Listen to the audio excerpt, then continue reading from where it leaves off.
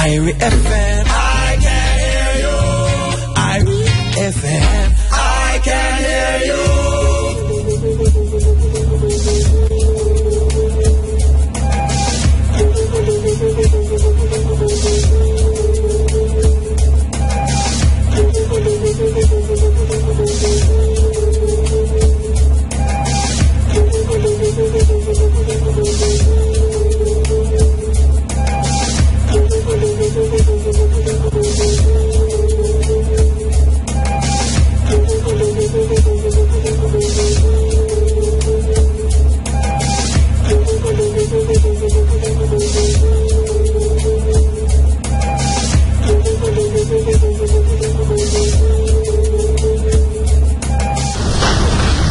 In the name of the African ancestors who began the march of humankind in the womb of Mother Africa, we ask these ancestors to be with us, to strengthen us, and give us a vision for the future. In the name of the African ancestors who began the march of humankind in the womb of Mother Africa and marched down the Nile, laying the foundations for human civilization and culture, we ask these Africans to be with us, to strengthen us, and give us a vision for the future. In the name of these African ancestors who built their pyramids and their temples to their God concepts, to their principles, and to their moral values, who left us a legacy of architecture and monumental building unparalleled in the history of the world, we ask these ancestors who built the pyramids, who built the temples, to be with us, to strengthen us, and give us a vision for the future. We ask these African ancestors who took this African culture and extended it throughout Africa, building the stone cities of Zimbabwe, building the empires of the Sudan, Ghana, Mali, and Songhai, building the Swahili city-states along the east coast of Africa, and in Christian Africa, asking King Lalibela and giving him the courage to build the 12 churches of Lalibela from the ground down, monuments to the world. We ask these Africans to spread this culture to the Dogo and to the Akan and to the Yoruba and to the Bantongo and to the Zulu. We ask these Africans to be with us, to strengthen us, and give us a vision for the future. In the name of the Africans who opened up Africa, opened up the Nile Valley to other cultures and other peoples, and they came in and nurtured themselves on the African greatness. First coming in early with the ancient Hebrews, and they synthesized this culture and produced Judaism. Later coming in were the Christians, and they synthesized this culture and produced Christianity. Coming in were also the Greeks, who took the African culture, synthesized it, and produced Greek civilization. And then later, the Prophet Muhammad, and with the Arabs coming into the Nile Valley, they synthesized the culture and produced Islam. We ask these African ancestors, who as part of their legacy laid the foundations for Judaism, Christianity, Islam, and Greek civilization, to be with us, to strengthen us, and give us a vision for the future. We ask those African ancestors pulled out of Africa, taken to the hells of North America, South America, the Caribbean, maintaining the spirit of African humanity in their hearts and in their minds, and who left us this enormous legacy of struggle. We ask those Africans who resisted enslavement in the villages of Africa, who resisted enslavement in the shores of Africa, who resisted enslavement in those forts and dungeons, who resisted enslavement in the holes of those ships, who resisted enslavement when they arrived on these shores in the New World. We ask these Africans who ran into the highlands of northeast Brazil and established for 100 years the first free republic in the Americas, the Republic of Palmares, and their last great leader, Zumbi, whose spirit and sacrifice. We ask these Africans who replicated the Brazilian experience and went into the highlands of Jamaica and became the maroon-free communities. We ask these Africans who went into the backwoods of the Guyanas and Suriname and created free republic of the Suramaka and the Ajuka. We ask these Africans who went into the backwoods of Georgia and the swamps of Florida and moved with the Seminole Indians and resisted oppression. We ask these Africans who left us a legacy of struggle and resistance, the likes of which no one in the world has, to be with us, to strengthen us, and give us a vision for the future. We ask these Africans who created and laid for us a foundation of struggle and resistance that was passed on generation after generation, that was passed on to Harriet Tubman, who fought her way out of enslavement and became a symbol of freedom for all of us. Similarly, Frederick Douglass and hundreds of thousands of others fought their way out of enslavement. We ask those Africans who went with Boukman, Dessalines, to create the greatest revolutionary experience in the history of the world, the Haitian Revolution, leaving us a legacy, the likes of which no one else has had. We ask these Africans to be with us, to strengthen us, and give us a vision for the future.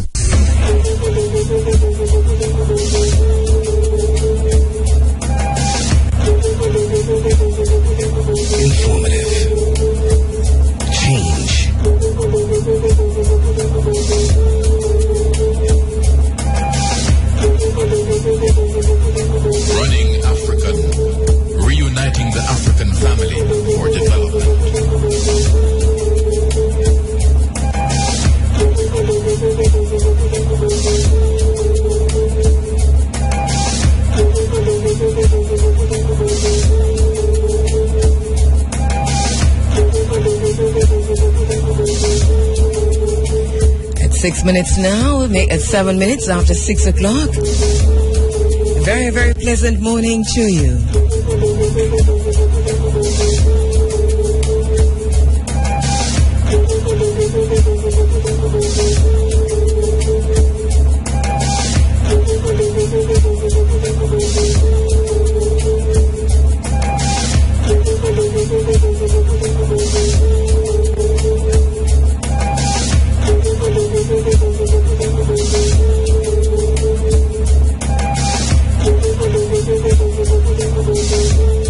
You're inside of the Africa Forum. It is Running African. My name is Kheru Ma'at Kheru. We'll be with you until 10 o'clock this morning. Thank you very much, Shane Clark.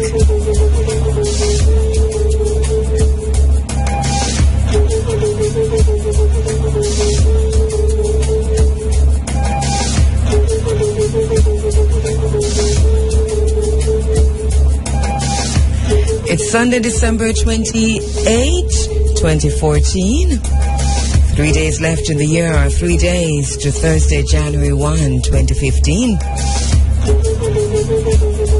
And still we say he who holds the land, holds economic power, holds freedom. Good morning to you.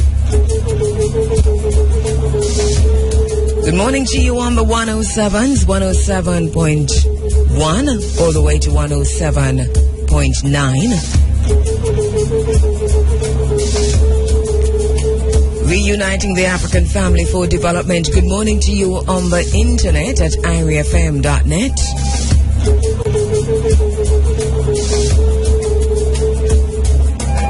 Thank you so much for joining us. Thank you so much for joining us. We're blazing new paths towards Africa's rendezvous with destiny, bearing witness and demanding change, crafting an African-centered agenda for change and development, and all the while honoring my obligation to remember. Good morning to you. Ankuja Saneb, Life, Prosperity, Health. Indamin Adaru, good morning, good morning. Tanaya Stillen, how you doing? Ujamba Wate, Habari Ghane. Good morning. Good morning, and thank you so much for joining us inside of the Africa Forum this morning. We're Africans not because we were born in Africa, but because Africa was born in us. Thank you so much for being part of the experience.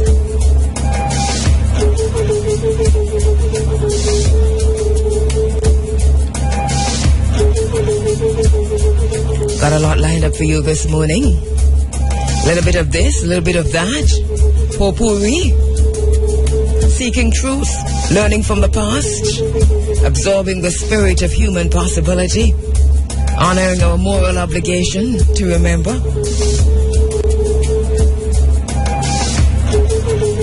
We're wrapping up 100 years of Garveyism, breaking the cycle of mental control. 100 years of Garveyism. Mwalimu Marcus Mosiah Garvey.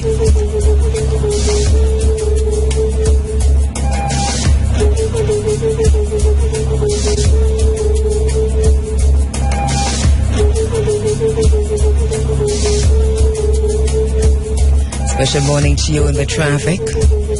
Encountered a lot of that coming in, so we know there's a lot of traffic on the road because you're coming in from the shows.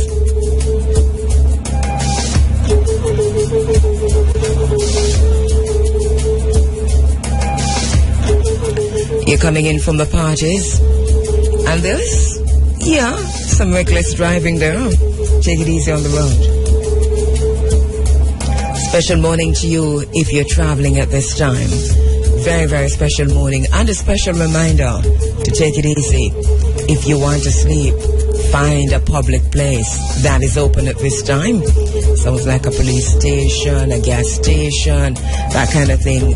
Get a quick shut-eye. But don't go sleep off. Don't go drive off. Take it easy on the road. Keep the driver company. If you're a passenger in the vehicle at this time, lots of vehicles on the road. Keep the driver company. Talk. Find a story. Say something. Stop and wash your face. Get some refreshment. Do something. You're inside of the Africa Forum and we're going on till 10 o'clock. The unfinished revolution is part of our focus as we look back. Facing forward, Sankofa. Looking back. Searching for the source. Remembering it. Remembering it. Reintegrating it. Using it to go forward, of course. And we've come this far. We've come this long. The elephants that brought us to this place have since died. In front of us stand all kinds of armies. And they want our sword. And they want our blood. For us it is a critical struggle. For if we lose, we're lost forever. We will find a way. Even as we go into 2015, or we will make one. Bearing witness and demanding change, understanding what it means to bear witness. So we really do have quite a bit for you this morning in terms of looking back, facing forward. And that will unfold as the morning goes by, as we honor our obligation to remember.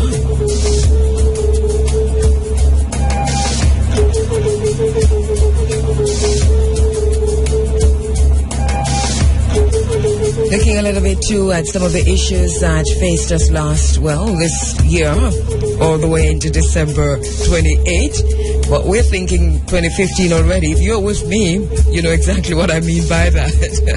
We've already started to think, oh yeah, 2015, long, long time.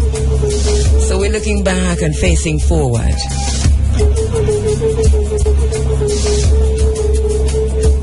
Running African. Reuniting the African family for development. Glory, hallelujah. Hallowed be thy name. Oh, Most High God.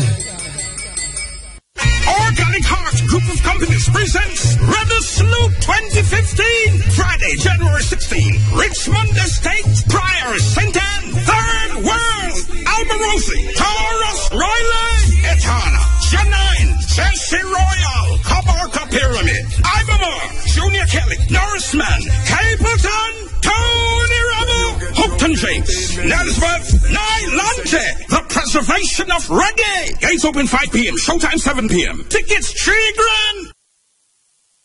The essence of power is the ability to define someone's reality and have them live according to that definition as though it is a definition of their own choosing.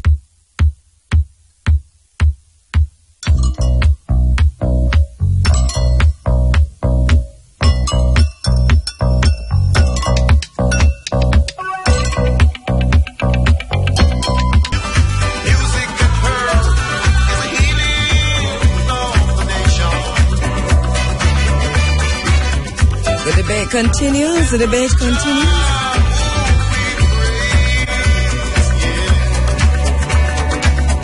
Of whether to legalize or decriminalize. In the meantime, we got Peter Tosh.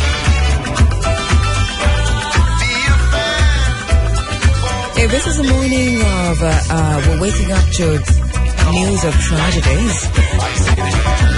First of all, we heard late last night, 11, just after 11 o'clock or thereabouts, about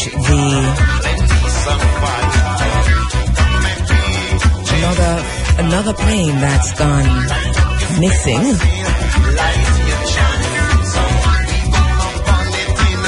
Air Asia, on the way to Singapore, from Indonesia, has gone missing.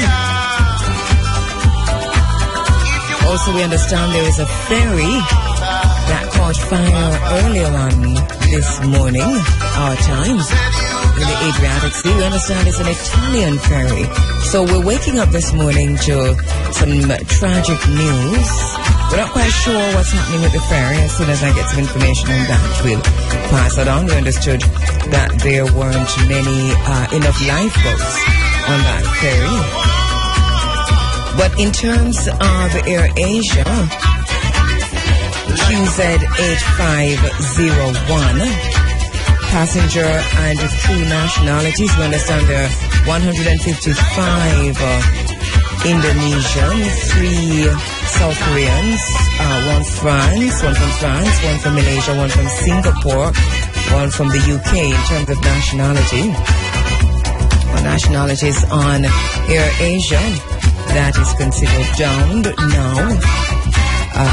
Bad weather in the area, we understand. But it's Air Asia that's QZ8501.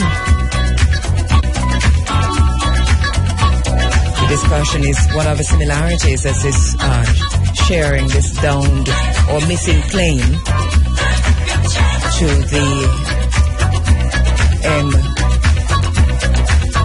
M37. And we're still talking about the 17 to M17. But anyway, we're going to come back to those two. In the meantime, though, that's the news we're getting as we wake up this morning.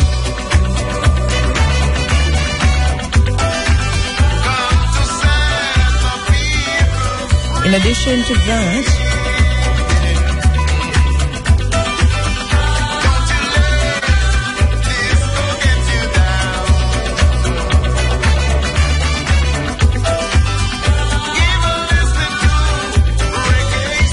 another sad news coming out of Israel with asylum seekers as crowd rallies in Negev against the amendment that allows detention or detainment of refugees for up to 20 months without trial. And this is in Israel. So there's a protest, big protest underway. Don't know if it's all wrapped up now, but big protest underway from yesterday in Israel by African asylum seekers from Sudan mainly and Eritrea to a lesser extent. But Sudan and Eritrea, we understand that those African refugees are, and we've been talking about this in this space, that what Israel has done and continues to do with African refugees who are seeking refuge in Israel is that Israel has built Nazi-like detention centers, concentration camp-like, and they call them detention centers, but they really are concentration camps, and they hold Africans, black Africans, in these concentration camps, so up to 20 months without trial. You know, and talking about without trial, you know, it's not even as if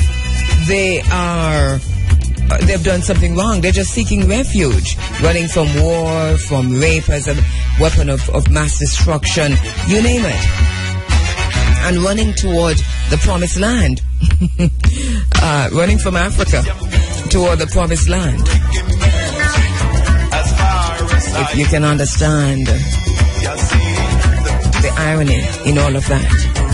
But this is what happens when black people go to Israel, and especially from black people from the continent of Africa, that they are shuttled and shuffled into concentration camps, and they are kept there for up to 20 months. Well, those black people, Africans, are protesting in Israel today. This is not the first protest. They protest almost every year. It hasn't changed anything. And it is one of those stories that has been hardly covered. One of the least covered stories of 2014. It made my least covered stories list. As a matter of fact, it was number 2 on my least covered stories of 2014 list. Israel's Nazi-like camps built for Africans seeking refuge in Israel. Number 3 on that list is Israel's apartheid wall, Israel's German wall. Because Israel has built a wall separating itself from Palestine, and you've never seen anything like that in your entire life. But that has not been covered either. We're not seeing pictures of that. We have not seen the images of that. And do you wonder why? Do you ask yourself why? But it's one of the most magnificent, one of the most significant things happening in that region right now. It is this wall that is being built by Israel. And another of the least covered stories of 2014. We've got a list, least covered stories of 2014. We've got stories to follow in 2015. We're still looking at some of the health and medical stories relating to health and medicine that made it to the top of the list in 2014. Also asking, is Africa rising? Looking also at issues to remember and issues to continue to investigate. So we have some of those coming up throughout the morning.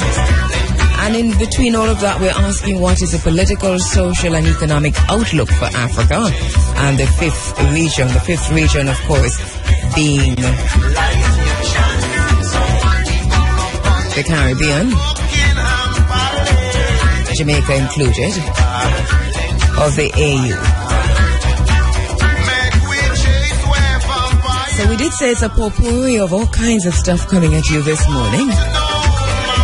6:31 and we go through until 10. A bit more of Peter Tosh. Hey, we're looking forward to the month of February 2015 as we head back to the Peter Tosh Memorial Gardens in Westmoreland to celebrate the life, the works of the man Peter Tosh. Looking forward also to be heading to 9 Miles in St. Anne to celebrate the man, the works of the birthplace, Bobby Marley. Got a few things to do in February. Dennis Brown, big celebration coming up right here at Irie FM 2 on February 1.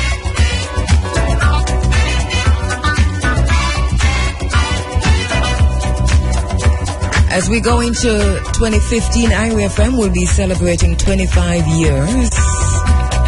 And you'll be hearing much more about where we'll be, how we'll be, and what we'll be in terms of how and when we get to your area and how and when we ask you to join us across Jamaica.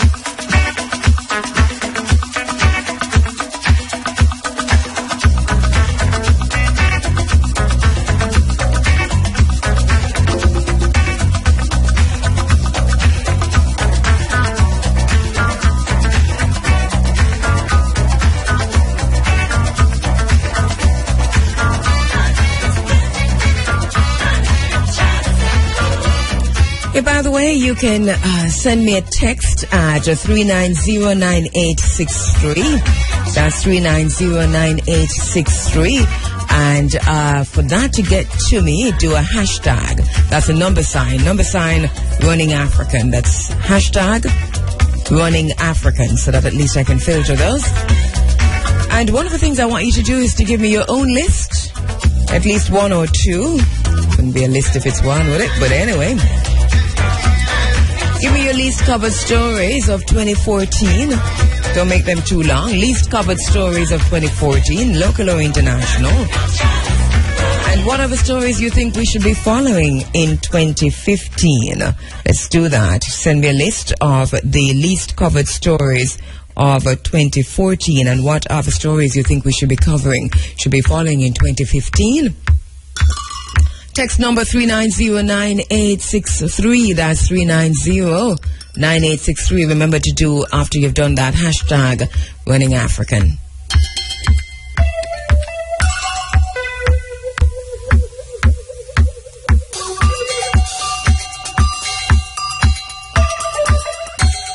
Also, if you wish to weigh in on the question we're asking, what is the political, social, and economic outlook for Africa and the Caribbean as we go into 2015? Remember the Millennium Development Goals? Do you remember those?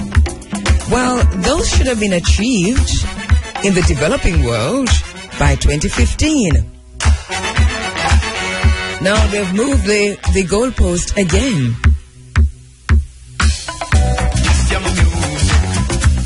Now they're talking about Vision 2030.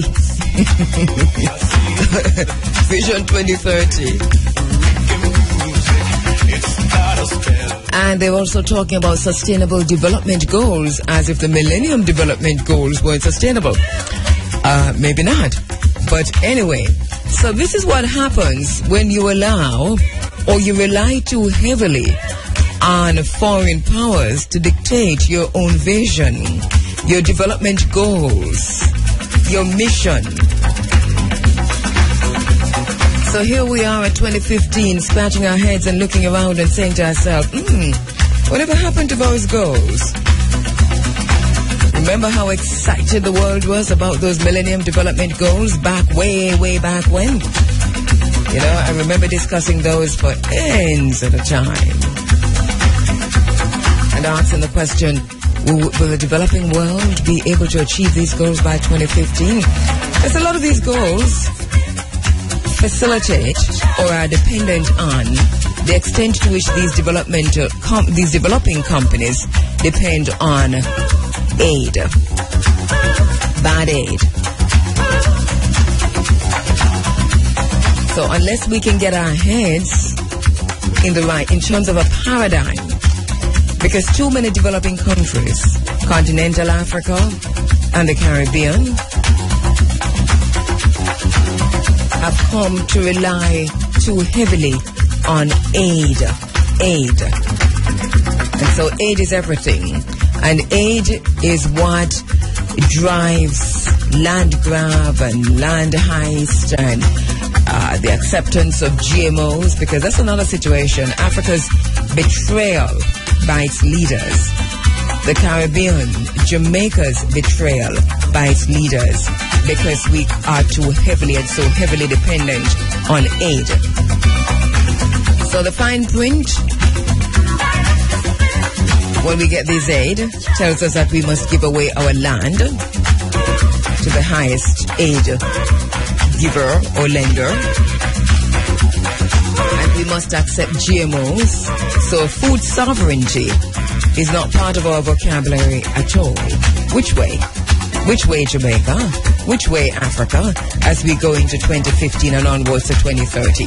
Now we're talking about Vision 2030, which really isn't our vision. It's a vision dictated by the United Nations.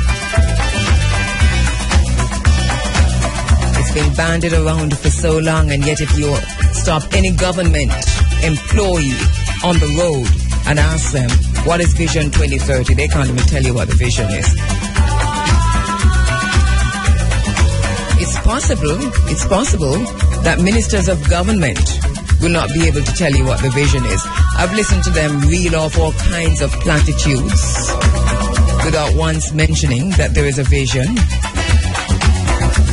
And it seems to me that if you have bought into an idea, if you have bought into the vision, if you have bought into the mission that comes out of that vision, then it will be rolling off the tip of your lips in every speech, on the pulpit, in the park, in the square, in Parliament. We don't even know. If you go into the schools and you ask the teachers, what's Vision 2030? A few of them who are teaching it now might be able to tell you, but the rest won't. I guarantee you that. Check it. If you go into the communities and ask anybody, do you know what Vision 2030 is? Have you heard about it? They won't be able to tell you. It seems to me as that when you're talking about leadership, and when leadership and leaderfulness have conceived a vision, that the vision is so articulated to the masses, to the people who have helped to craft that vision, that it becomes part and parcel of who you are. So it becomes part and parcel of your everyday utterances, your conversation. But we don't hear it, not even from the ministers. I don't know about that. So anyway, go ahead and send me a text at 3909863. Remember to put the hashtag Running African or number sign Running African. It's the Africa Forum. Appearances of the mind are of four kinds. Talking about Vision 2030. Things are either what they appear to be. Things are either what they appear to be, or they neither are nor appear to be, or they are and do not appear to be, or they're not and yet appear to be. Rightly to aim in all these cases is a wise man's task or woman's. Things could be not and yet they appear to be. So we're told that we've got a vision.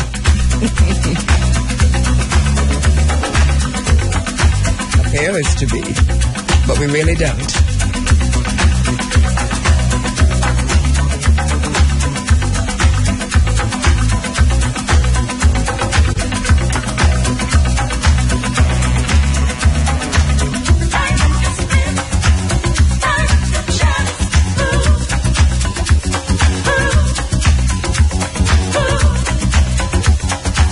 Seeing you on the text line. It says, good morning, Empress. We listen to you every Sunday at prison in our Spanish Town prison, boy. And them thing I should have talk in a church on Sunday. Just don't stop. Quite real. Thank you so much from Spanish Town prison. Kennard from Brighton. IRFM, nice. And then we're seeing you saying, big up all lovers of soft power. Call me.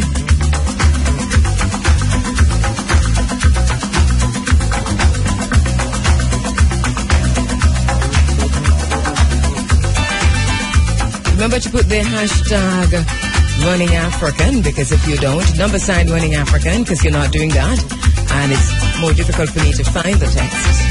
So, number sign Running African, so I'll just go straight there and I'll see every text you're sending, all right?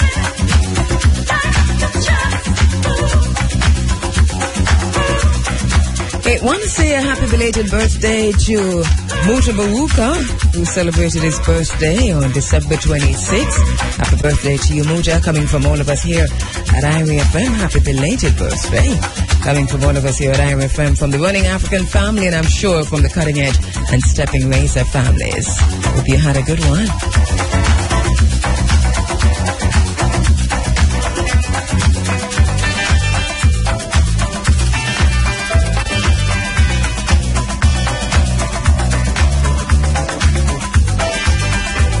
Alright, so we're asking you to tell us what the least covered stories are of 2014 and put the hashtag Running African.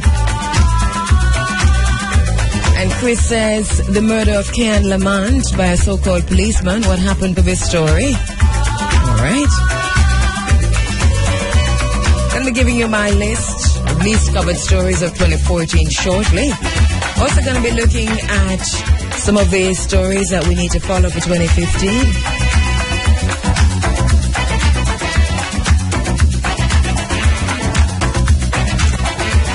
There are discussions about what technology will be taking off in developing countries in 2015. If you've got ideas on that, you can let me know also. The Lancet, the medical journal The Lancet, has published the year in medicine, looking at just a few of the big stories coming out of 2014 in medicine, and we want to look at those too, see what The Lancet is saying.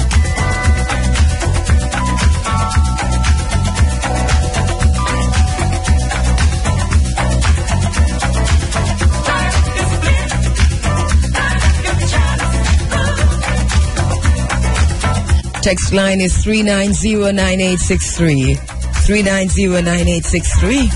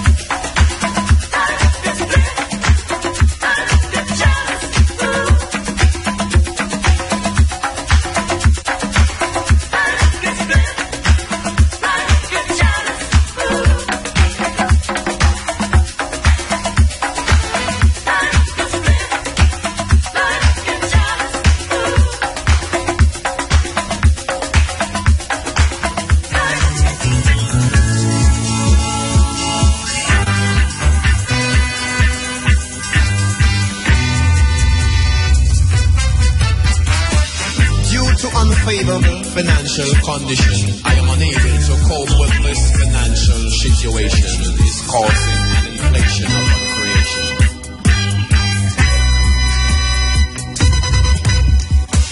I can't stand this no longer. The wicked get stronger.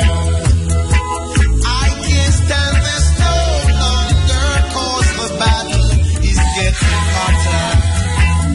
But them have to get a big.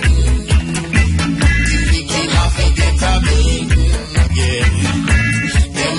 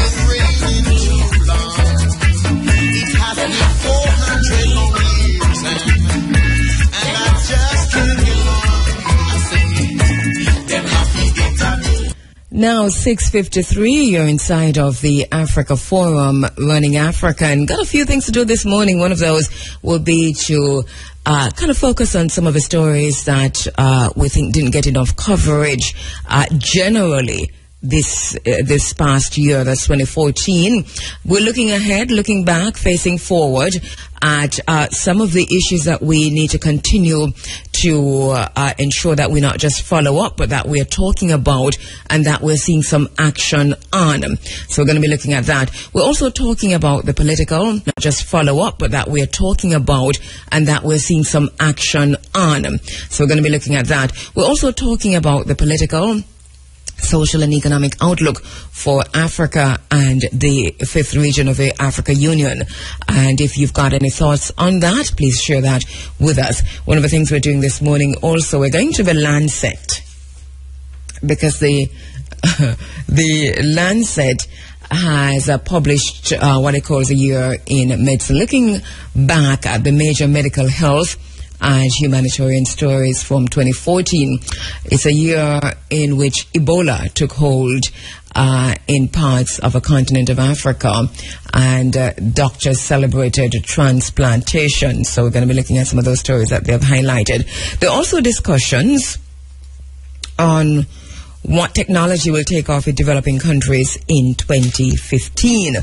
So we're going to be looking at those also, and asking ourselves some questions as we move forward. So lots and lots and lots to do this morning. Remember, our text line is 3909863, 3909863. Remember to put the number sign, that's hashtag Running African, and make Running African one word. So it's hashtag, no space, just number sign, then running, then Africa, African, all one word. All right? The essence of power is the ability to define someone's reality and have them live according to that definition as though it is a definition of their own choosing. Stiff-necked fools, you think you are good to deny me for simplicity. Yes, you are gone for so long. With your love for vanity now. Yes, you have got the wrong interpretation, mixed up with vain imagination. So take your sun and your moon and your rain and your stars and forever, yes, erase your fantasy, yeah.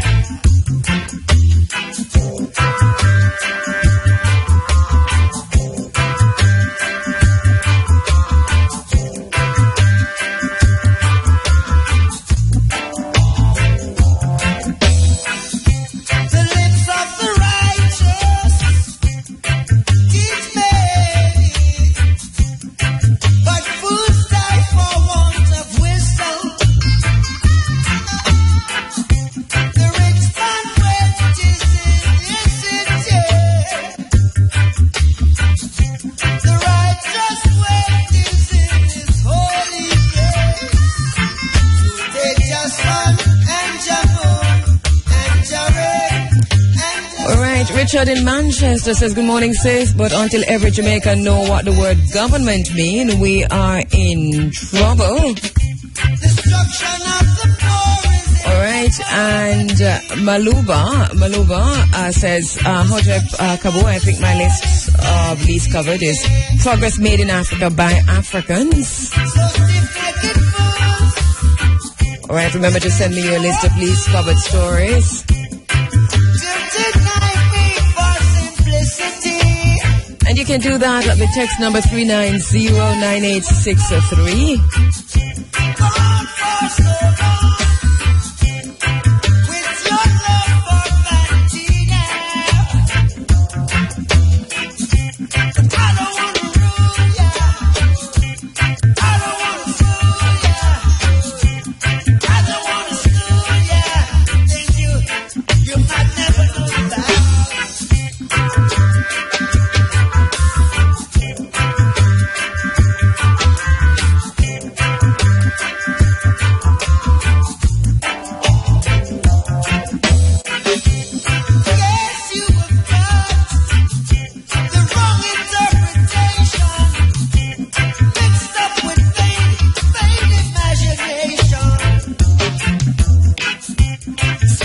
Gonna be changing gears a little bit now as we go into some of the features that we've been talking about. Changing gears just a little bit to go into that. We're still taking your texts though.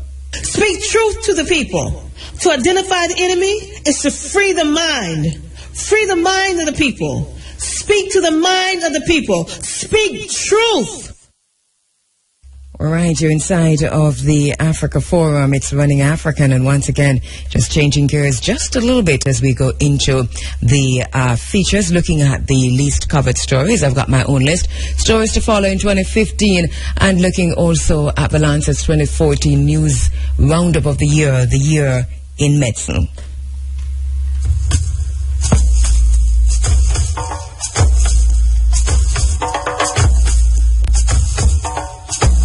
Allegiance to the lion, the one who reigned from Mount Zion. Pledge allegiance to the lion, the one who reigned from Mount Zion. 'Cause the lion of Judah reigneth over land.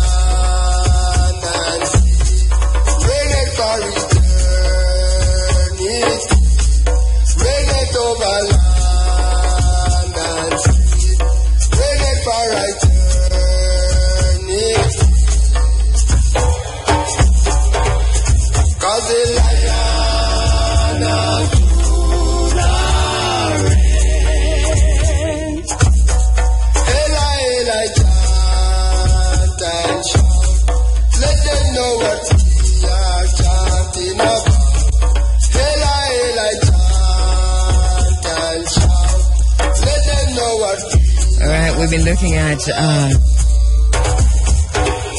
stories that have been perennial in the Africa Forum as we continue to blaze new paths towards Africa's rendezvous with destiny.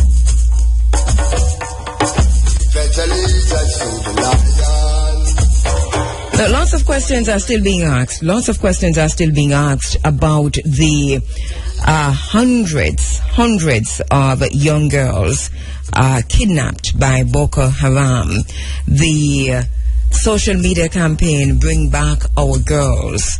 Don't know if it helped. Probably didn't. You know, what it did, I think, was to give more publicity to the fact that it happened. More people became aware. But those girls, apart from some who escaped early, have still not been returned. And then in addition to that, others, many others, maybe twice the 300 young girls who have been disappeared have also been kidnapped since then by Boko Haram. So that's something that is one of the mysteries of the modern world in an age of globalization.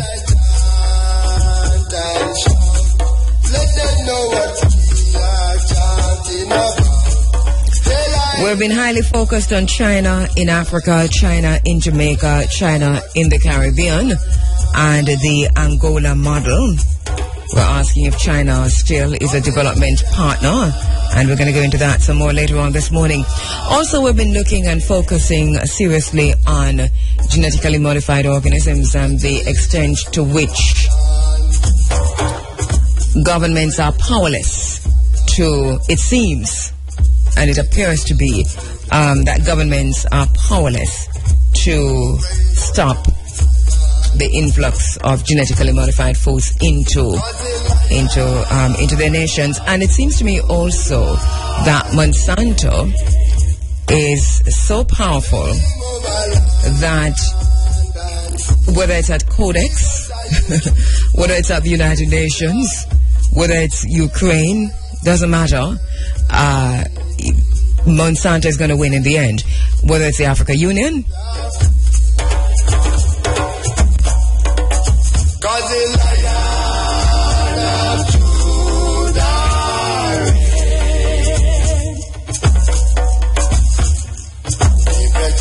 allegiance to the lion. One who reigneth from Mount Zion. All right, we're seeing a lot of your texts coming in, and I really want to get to them as soon as possible. Liberate the minds of men, and ultimately you liberate the bodies of men. For Marcus Morlemu, Marcus Messiah Garvey. Liberate the minds of men, and ultimately you liberate the bodies of men. All right. From Tehran, the least covered stories of 2014, Tehran says, are the establishment of the Asian Development Bank, led by China, and the BRICS Bank.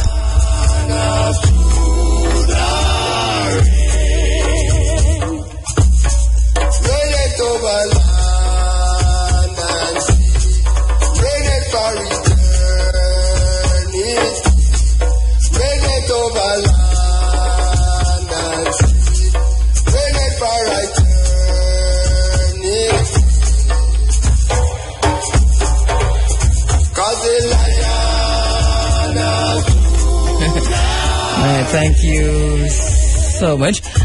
For the new year, cut down on the cost of living, Mr. Government. If you put your names, it will do much better. And you're not putting the hashtag Running African, so I'm missing out on some of them. And here we have one from Sabat who's talking about the selection of the music. All right. So please put the hashtag, because it is a search without the hashtag to find the text. Morlemu Marcus Messiah Garvey says, as we go into 2015, your first allegiance should be to your God, then to your family, your race, and your country.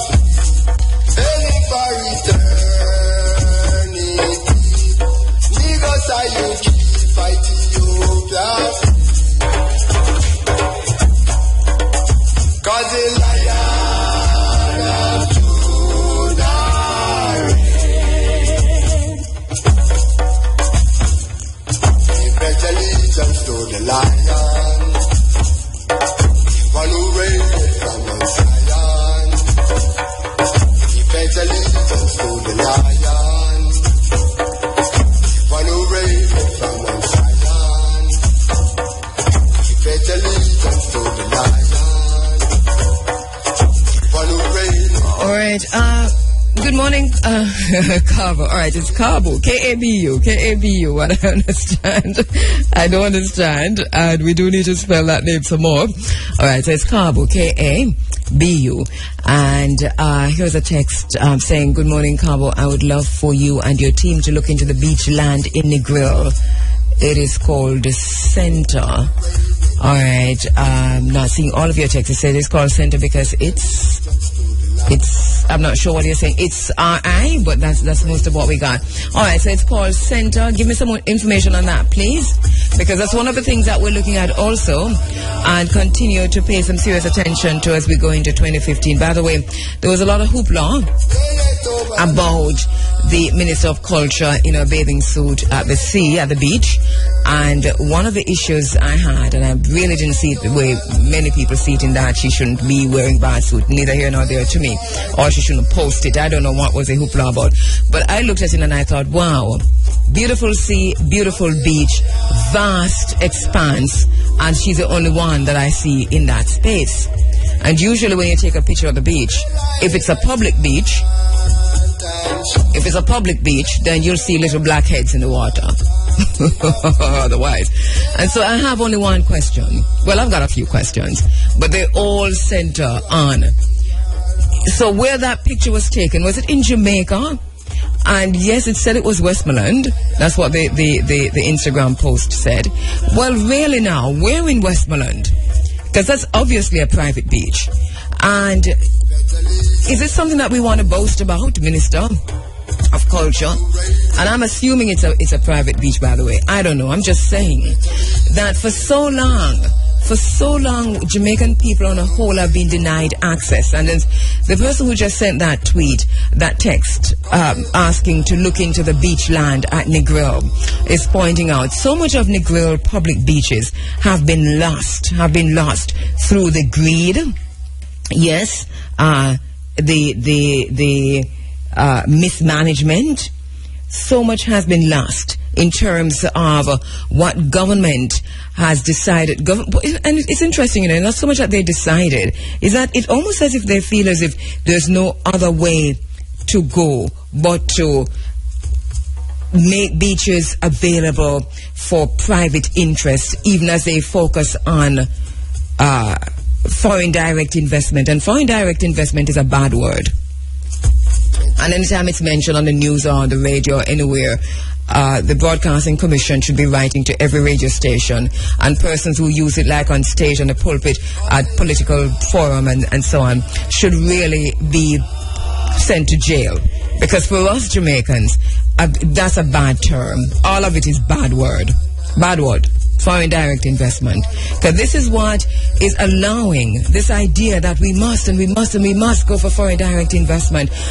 At the expense of who and at the expense of what is a question. So that my main concern with the minister's beachwear photograph that was posted on Instagram is not whether or not she was in beachwear at the beach.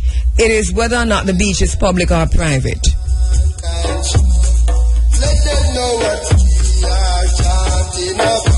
And whether or not the minister cares.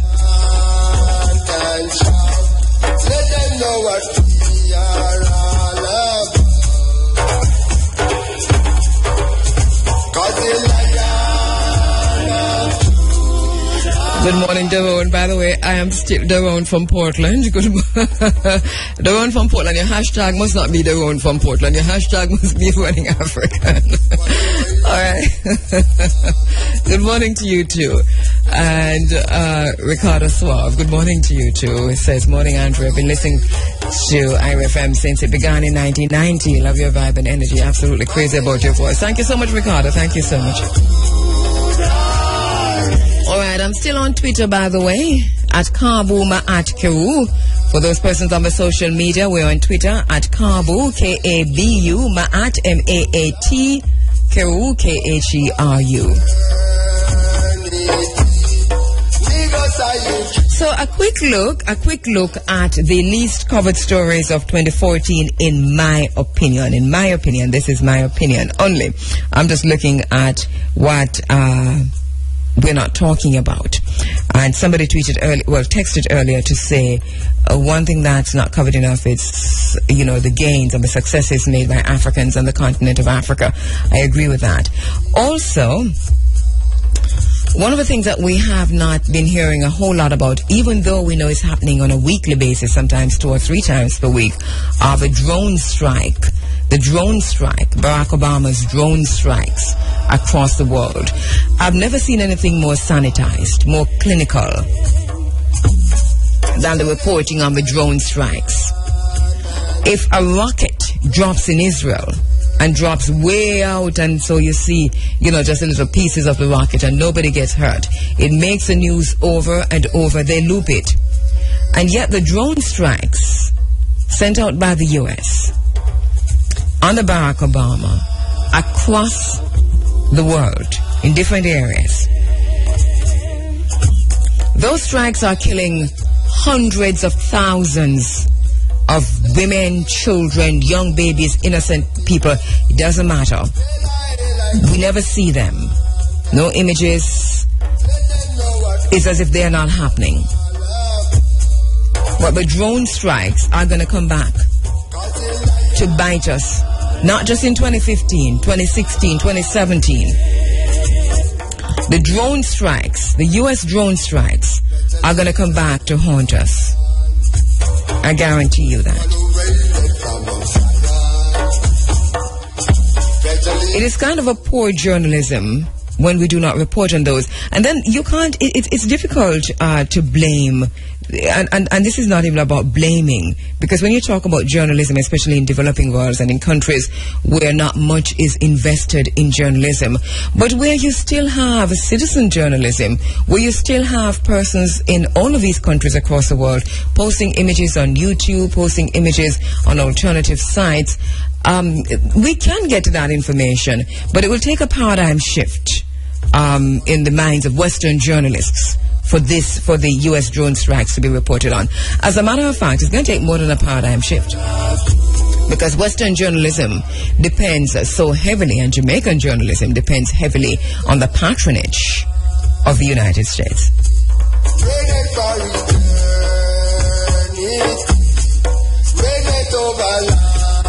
And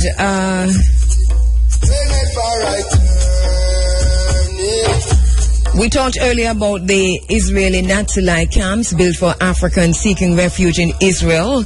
Those camps are up, they're running, they're going, those camps are there. This is not a joke. Those camps have been built and they continue to build new camps. They are Nazi-like concentration camps. There have been lots of reporting in the alternative media, citizen journalism. There's some journalists who have made it their life's work to get images of these out, to get David Sheen, for example, who is a Canadian journalist who have moved to Israel, has done some serious reporting on this. But not much has been picked up by the Western media on what's happening there. And I think a lot of media in the West are afraid to report negatively on Israel, and that's what the problem is. For example, do you notice that the world stood up against North Korea, who it's alleged hacked Sony, and everybody talked about, you know, why North Korea shouldn't win and so on. But if Hollywood, and this is a misnomer, because Hollywood wouldn't, because Hollywood is controlled by Jews. But if Hollywood had made a story about Netanyahu or any of the or Shimon Peres or any of them, in the way that story that movie is made about King Jong-un, it would be hell to pay. Ask Mel Gibson. And he didn't even make a movie. He just said something. He can't get a movie out anymore. So it seems Western journalism is afraid of Israel. And so we don't see the plight of Africans, even in black countries and black African countries. For example, Jacob Zuma made his way to Israel just recently and was wined and dined. Jacob Zuma reminds me of Kheru of the Maroons. If you read Thistlewood's diary, you'll see the amount of times that Kheru, made his way to Westmoreland to bring back runaway slaves back to Thistlewood so that he can torture them, have somebody pass their feces in the person's mouth and then sew it shut or whatever. It's all in the diary. So Jacob Zuma reminds me of Kheru when he makes his way to Israel under the glare of concentration camps being built, and where Africans are imprisoned because they have gone to Israel to seek refuge. And you go there and you wine and you dine and you leave as if nothing, and you've made no statement on all of this. This is a real Kheru-like behavior.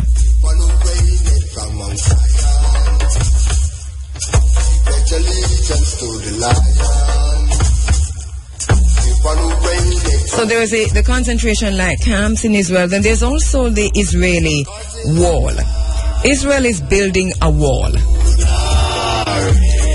A massive wall, a very long wall, a very high wall, and the thickest wall ever built, separating Israel from Palestine.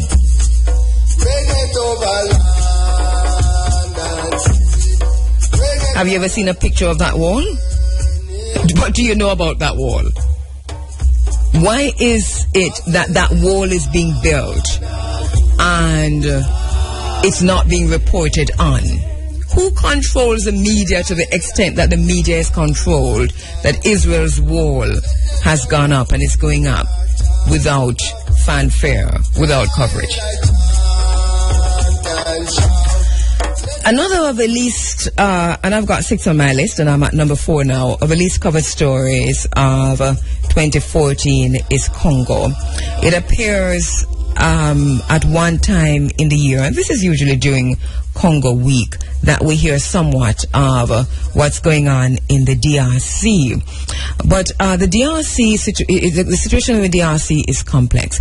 And we can talk about the mining, we can talk about the mercenaries, we can talk about the militarization of food, we can talk about the militarization of aid, we can talk about the militarization of almost everything, we can talk about the inroads that a few activists have made in trying to get the story out.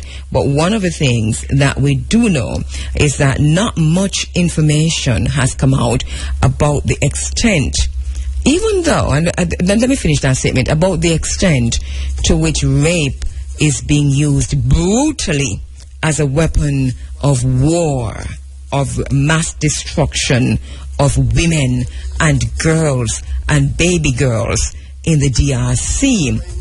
And also what is driving that, and who is fueling that, and why there appears to be no end to that. Why is there so little coverage, so little reporting on that? That's the question. And we're saying that there's little reporting, but then again, it's little reporting in the Western media. And citizen journalism is doing a very good job at reporting this to some extent, you know, because you can Google this and get lots of information. And I think for 2015, the idea is to move that now, is to drive that into Western media, into nations like Jamaica, into the Caribbean, into Black America, so that people begin to talk about this as we talked about apartheid, and stand up against this as we stood up against apartheid, and to hold those who are responsible. Because you see, you can treat the symptoms, but if we don't get to the source, to the core, to the pit of this, which really is coltan and diamonds and minerals, and those who are buying it, and those who are fueling the war so they can get it cheaper, if we don't get to those sources, then this will continue again into another decade, and we'll be asking ourselves, how did this happen under our watch? Number 5 on my list of least covered stories of 2014, loans tied to accepting GMOs. Developing countries, developing nations are not saying this, but a lot of the loans and the aids that they're getting, whether it's in the Caribbean, whether it's in Jamaica, whether it's in the developing nations on the continent of Africa, a lot of the loans that they're getting, a lot of the aid they're getting, the fine print indicates that you must accept the corn and the maize and the seeds and so on from Monsanto for genetically modified products. And there is no tracking this. No tracking this. As a matter of fact, I don't even know the extent to which our own governments, civil society and so on, have stopped to look at genetically modified foods and how these and products might be impacting health, might be impacting our ability to regenerate and reproduce, because, and I'm not even talking about human beings, I'm just talking regenerating food and reproducing food and so on, because Monsanto, as you know, have patented seeds, and what they've done now is that, you know, once genetically modified seeds are corrupted, are impacted once natural seeds are impacted by genetically modified seeds, and that's the end of that. You can count that out. You won't be able to grow that crop anymore. Not only that, but pesticides.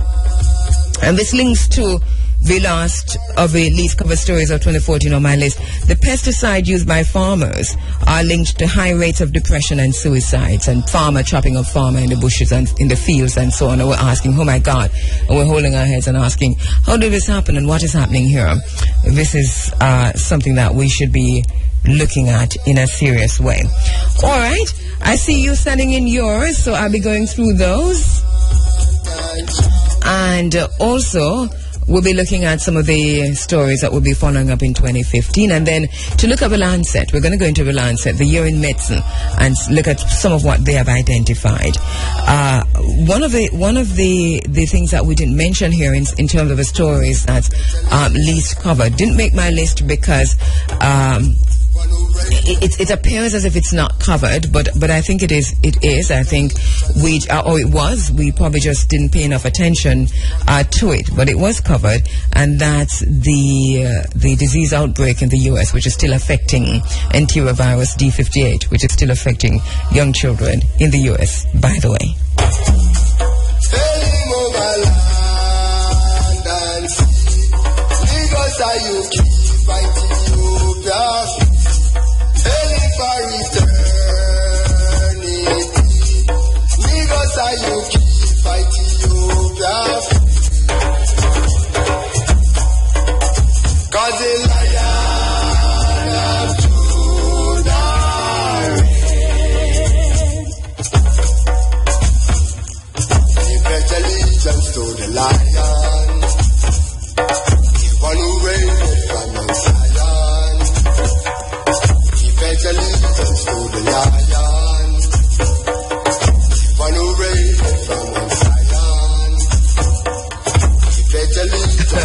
All right, Dawn says, I think the breaking in of Parliament was a story that thawed out very quickly. I think it's the holidays that did that, Dawn. It really did thaw out very, very quickly. But I really do think that it's because it happened in the holiday. And ICABU for 2015 Rastafarians to discuss these important issues, put together all $1 and create employments for ourselves. And this is sent in by a young Rasta. On the text line at 3909863. Allegiance to the lion, the one who reigneth from Mount Zion. 'Cause the Lion of Judah. And Junior from Portland, Joonyah, Junior from Portland says, least covered story of 2014, taxpayers' money used to fund political parties. Happened toward the end of 2014, and we must talk about it in 2015.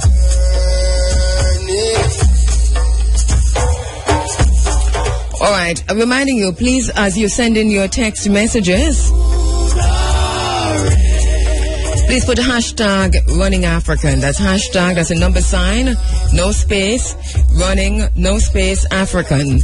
Because outside of that, I might miss your text. Because I'm trying to filter them, and when you do that, I filter quite easily. As a matter of fact, I see only the texts that have hashtag running African. All right?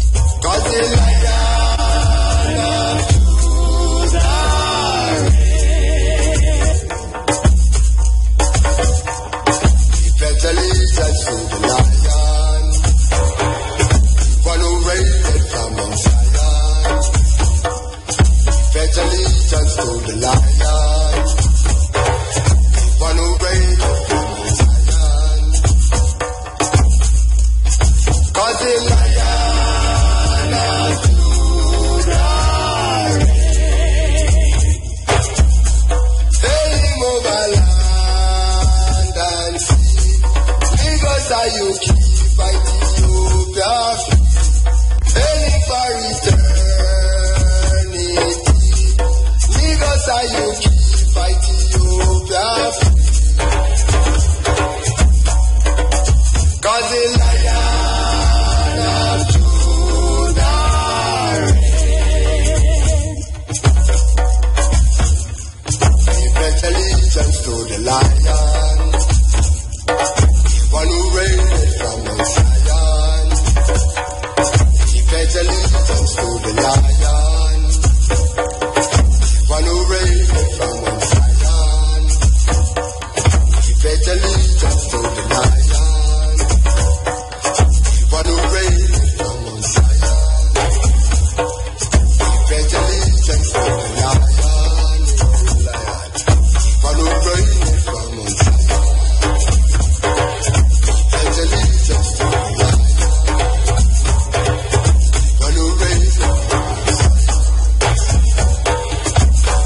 Allegiance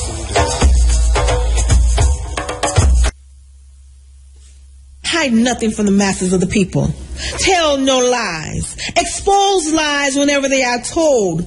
Mask no difficulties, mistakes, failures.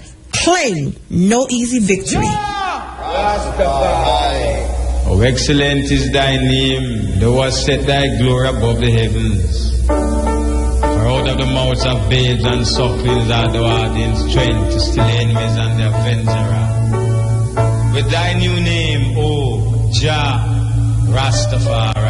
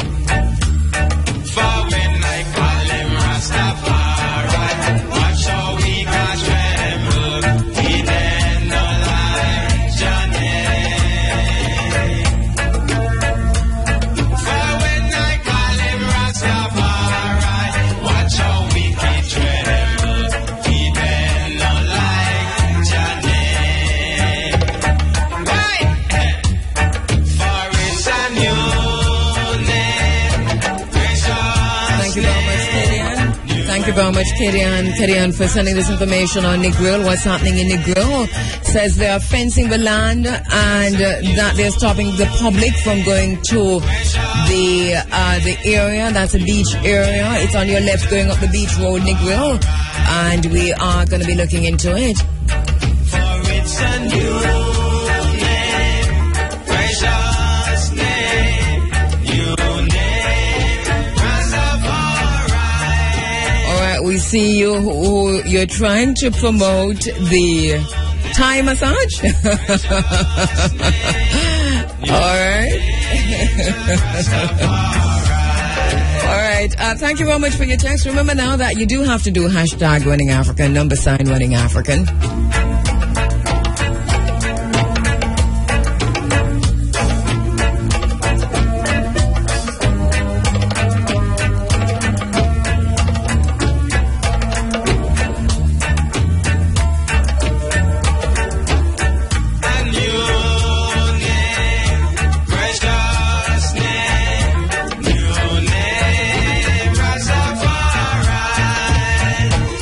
To my sister Barbara Makeda Blake Hannah on Facebook, you've given us your top stories. We are taking the least covered stories of 2014. In the meantime, Barbara Makeda Blake Hannah, thank you for this because you've given us your top stories. And you say your top stories are 1, Chick V, 2, Outer Many, 3, Mario Dean, 4, Legalize It, and 5, Save the Beaches. Those are the top stories. We're asking you in this segment, though, for the least covered stories, the stories you thought were not covered enough in 2014. And if you care to send your top stories too, that's fine, because they will be some of the stories that will be following in 2015 also.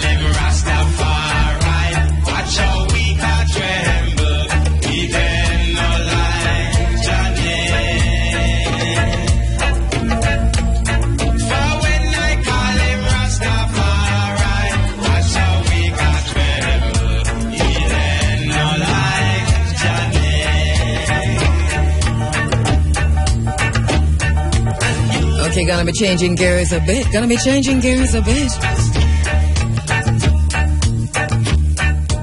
When we lose our African connection, we lose our world connection. When we disconnect ourselves from Africa, we cease to be a world people. Without the African connection, we are a disjointed people, begging for the entry into somebody else's house.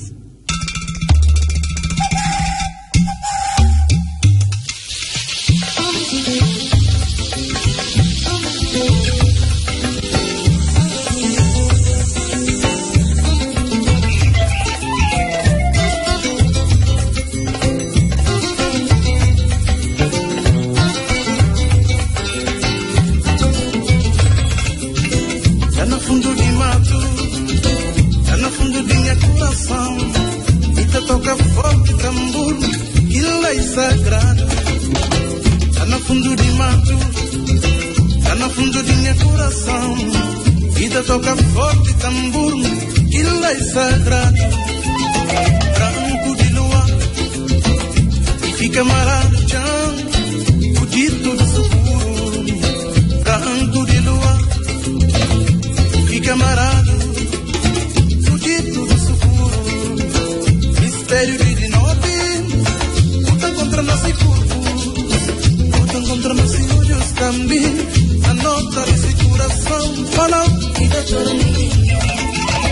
Mistério de noite, luta contra nosso corpo, luta contra nossos olhos também. A nota desse coração anda e da chora. Uma chora na solidão, pisar dormir, mas civil. Minha filho, minha morte, uma dormir, uma boca civil. Boca civil de calor, fim de angústia, fim de umidade, trufa de medo, com tristeza. Boca civil de saudade, minha morte, minha morte, boca civil de dor.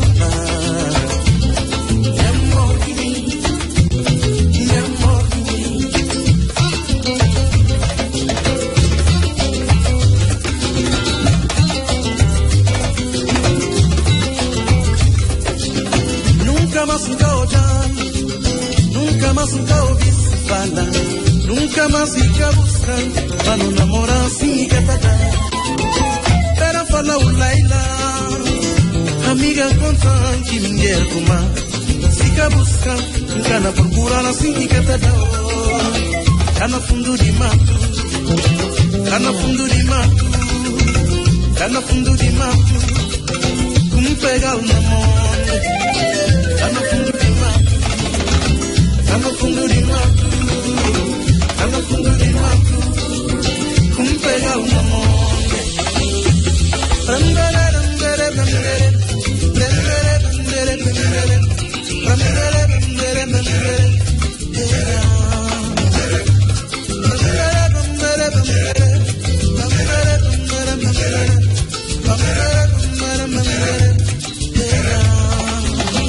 Mistério de noite, lutam contra nosso corpo, lutam contra nossos olhos também. A nota desse coração falam. As we go into 2015, it's gonna be, for us, it has to be a year of action. Enough has been said already, now let it be done. Should be the theme, the motto as we go into 2015. Enough has been said already, now let it be done.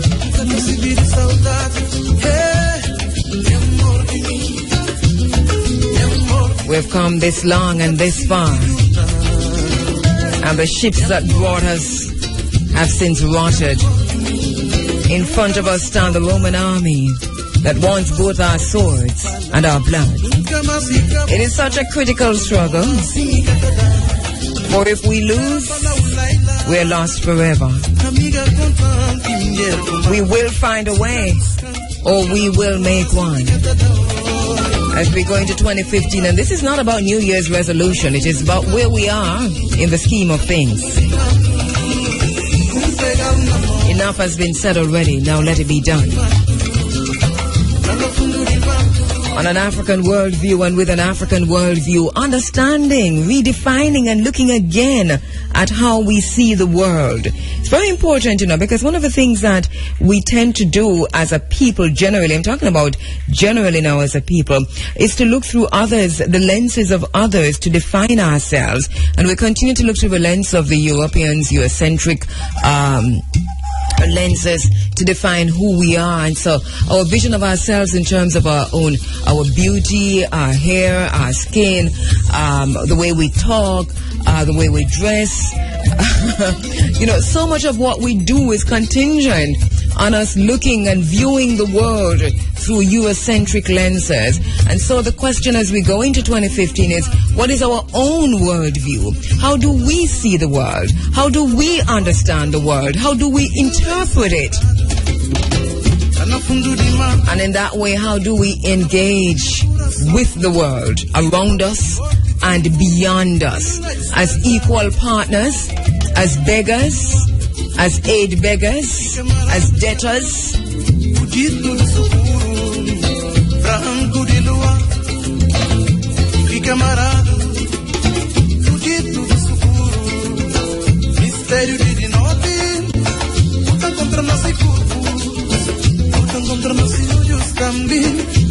That, of course, takes us to our relationship with China.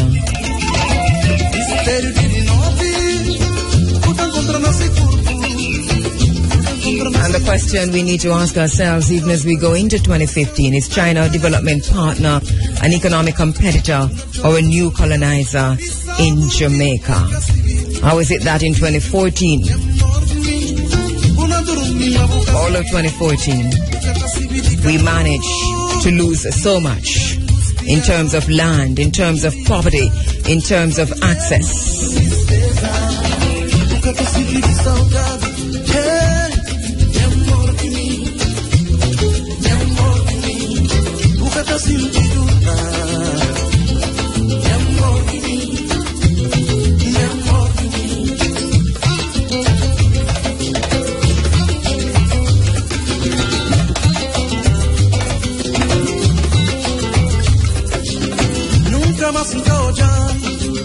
Nunca más falar, nunca más ficar buscando para não namorar assim que tá dando. Era falar o Laila, amiga contante, mulher como fica buscando, nunca na procura assim que tá dando. Tá no fundo de mato, tá no fundo de mato, tá no fundo de mato, como pegar na mão. Tá no fundo de mato, tá no fundo de mato, tá no fundo de mato, como pegar na mão.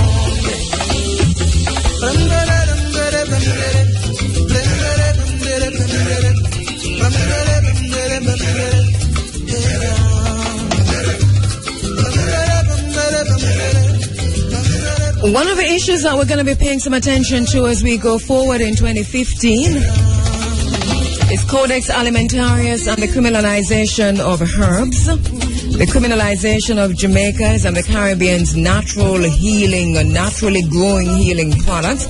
We're going to be asking ourselves more questions about Codex and Codex Alimentarius and asking about our own representative at Codex. Also focusing some more at land grab. A land grab not just on the continent of Africa, but land grab right here in Jamaica. The great land heist is still on. Africa, Jamaica, and the Caribbean, developing countries.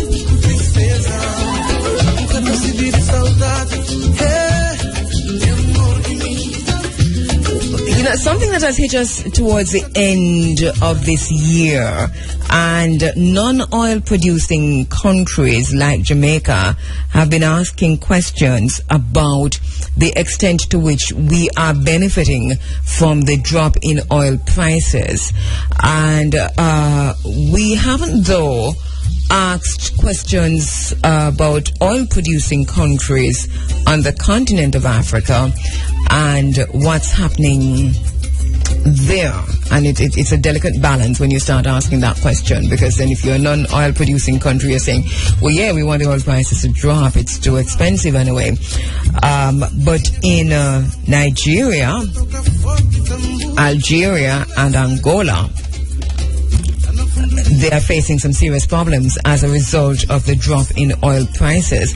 My own thinking on a drop in oil prices is that this is being done to squeeze Russia, that this is a deliberate act on the part of the petroleum companies to squeeze Russia, to strangle Russia. But in that act, yes, I know somebody's going to call me and say it's simplistic, and somebody's going to text me and say don't go there. But yeah, I just said that because I believe that, yeah? And because I'm looking at the world through a different lens, my own lens, African lens. But with Brent crude at a 4-year low, Africa's top oil producers face big problems. And we're talking about Nigeria, Algeria, and Angola. They are facing growing fiscal constraints, and this is since more than 70% of the revenues of these nations stem from oil production. It's also affecting these countries in different ways. Angola, remember the Angola model that we've been talking about? Angola has gambled on oil in its relationship with China, and that is being affected seriously.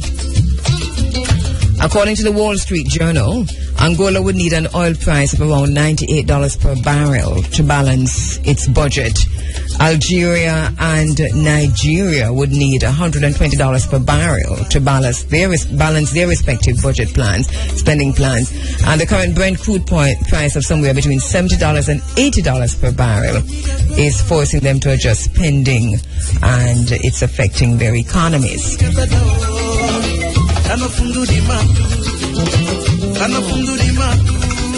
It's one of the things we want to look at further as we go into 2015. And we're doing this especially against the background of these countries' relationship, and especially Angola and Nigeria, with China.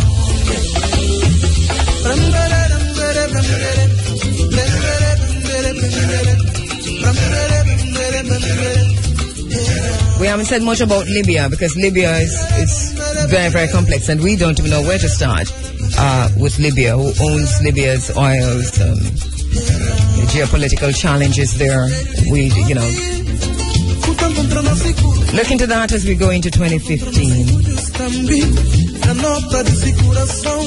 We know that the low oil prices won't last forever. It's not sustainable. But the longer they persist, the more challenging it will become for these governments.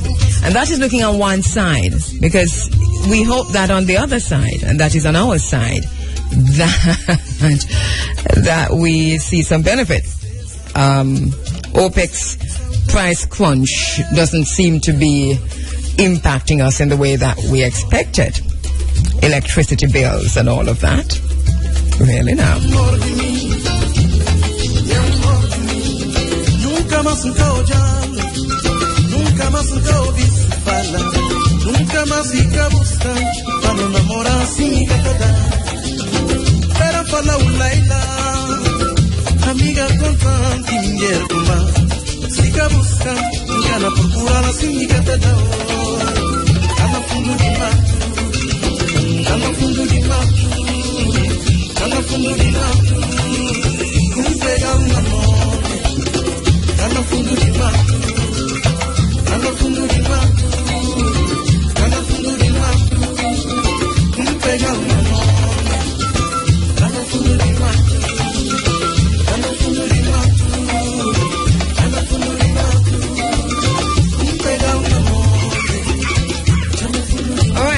Jabari Nkrumah, good morning to you. You are on Twitter. Thank you so much for writing to us on Twitter, for tweeting. And remember, you can follow me on Twitter at Karbuma at Kheru. And you say, Jabari Nkrumah, that selling off our beaches to private interest. I only hear it on IRFM. The other media houses could do a lot more. And good morning to you at Shatlocks. Thank you for retweeting and so on. And at Linjasm. All right, Linjasm. And you said, well said about the Hannah Bikini matter. Public versus private beach is a real issue. Why them harping on about beach wear on the beach? Selector Princess, thank you very much for retweeting there at Ken Supreme. Ken Supreme, thank you so much. All right, I'm on Twitter at Karbuma at Kheru. You could send me a tweet there and join in the conversation. Also, we're on Facebook at Karbuma at Kheru Williams. At Apple B93, thank you so much for linking us up on Twitter.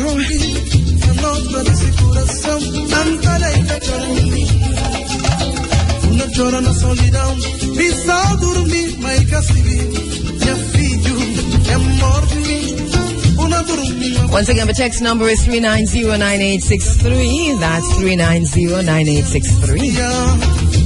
And number sign, please put number sign, Running African. There's a sign, the number sign on your thing, on your phone, and Running African. There's hashtag Running African, not plus sign, because I'm seeing some plus signs, but they're running away from me because lots of texts are coming in and they're not all referring or addressing the issues at hand. We're getting lots of greetings, etc., etc. So please do hashtag Running African. That's number sign Running African. Nunca más nunca más buscar para enamorar sin que Pero fala ulaila amiga con tanti kuma siga buscar nunca na procura sin que All right, and a text says, can you, Brian and Tony Gold, speaks clearly about the extreme prejudice the average Jamaican faces in relation to our beaches that are only reserved for certain persons. And I think you're saying, and can you imagine that Can You by Brian and Tony Gold was done not about Jamaica, but actually about South Africa, apartheid South Africa.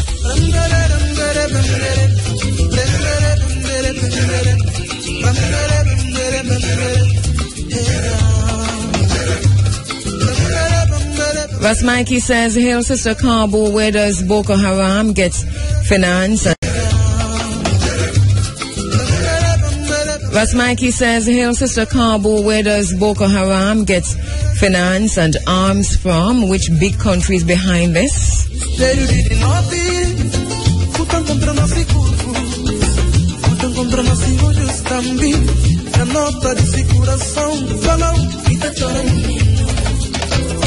Chora na solidão, prisão dormir, mãe cacibi, minha filho, minha amor de mim, una dormir, mabu cacibi, o catacibi de calor, vindi angustia, vindi umidade. And another text says, least covered stories, Professor Gabriel Oyibo Gagut, Terence. Minha amor de mim, o catacibi duta.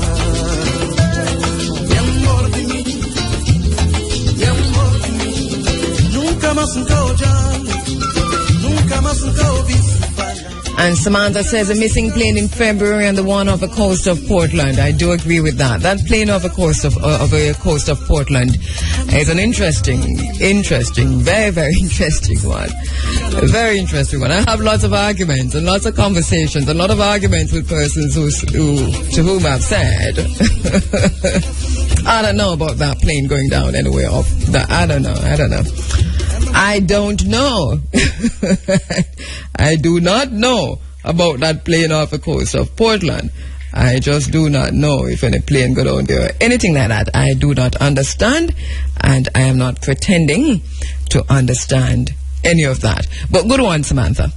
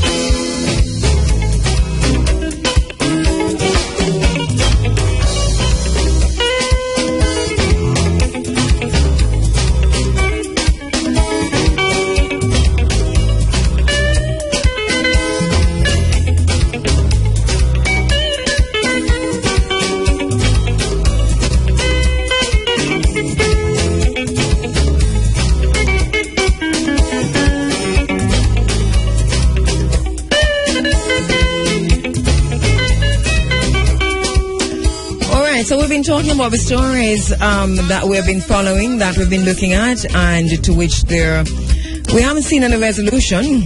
So we're going to be continuing on those. The land grab in Africa, Jamaica, and the Caribbean, developing countries generally. One thing we haven't talked much about, even though there was a whole lot of discussion on the Ebola outbreak, we saw overnight where PAHO has now said that it's preparing Caribbean countries or countries in the Americas for, Ebola, whether or not there is not so much an outbreak, but whether there is a case or two of Ebola, but that there's some preparation that they're embarking on within the Caribbean region in the Americas. But we didn't talk so much about how Ebola continues to affect intra-Africa trade. And I think that is something from my reading of it and just talking to persons on the continent of Africa, that is devastating intra-Africa trade, the Ebola situation there. And it's something that we want to pay some attention to in the close January probably. And this is against the background of a talk and action about regional integration in Africa, because we're looking at the region, southern, northern, western, eastern, central Africa. And there is talk, and we've seen some movement on regional trade. But remember, His Imperial Majesty, the Emperor Haile Selassie, talked about that, about if we focus too much on the regional trade, then definitely we'll be missing the bigger picture of African unity. But this is where the African Union seems to be focusing on now, regional trade. But intra-regional trade is being impacted right now. And of course, we've been asking, is Africa too dependent on aid? And when we say Africa, we're talking about diaspora in Africa, continental Africa. There's this big thing where we have all been told that Africa is rising. It sounds good, and we're saying Africa rising, and we're feeling very, very good about it. As we go into 2015, we want to dissect this, and we're asking early, possibly in January, is Africa really rising? According to the African Development Bank, Africa's economies are growing faster than any other continent and any other country. So we want to see, what that means for the ordinary person on the ground.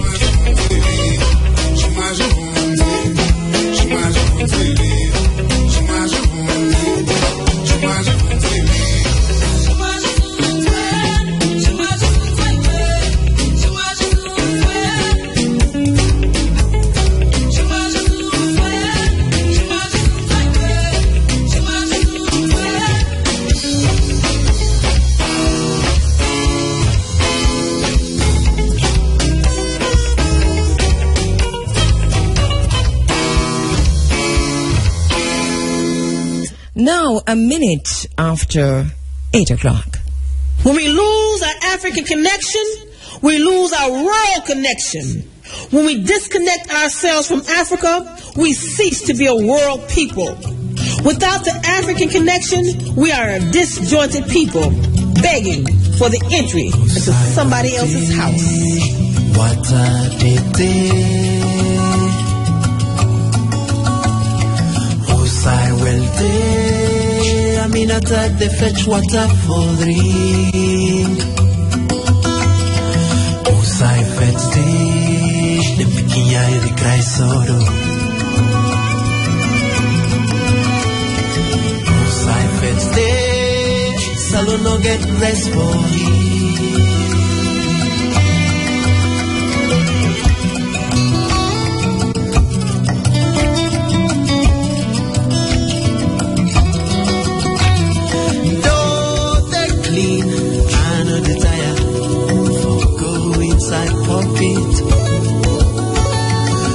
Couple they come out, a couple we don't know waiting for do it, couple. All right, somebody on text, using the text line, had asked, posed a question about Boko Haram and who's funding Boko Haram. And if you recall that, we had a conversation with Professor Harris Campbell about Boko Haram at around the time that the 300 girls were kidnapped, were abducted, and he at the time said that Boko Haram is a distraction from African unity, and that Boko Haram was funded by northern oligarchs. And this is something that he's been looking at, and many others agree with. Economic terrorism, he pointed to, happening not just on the continent of Africa, but also the African diaspora.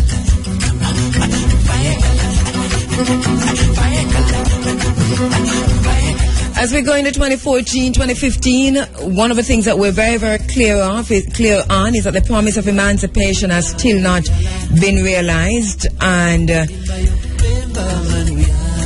for me, it seems as if action is the only acceptable goal. So it is unity. But action first, because you can't have unity without action, to misquote His Imperial Majesty. So that the promise that we should be making to ourselves is that no power, regardless of who or what, should deter us from freedom, from justice, from liberation.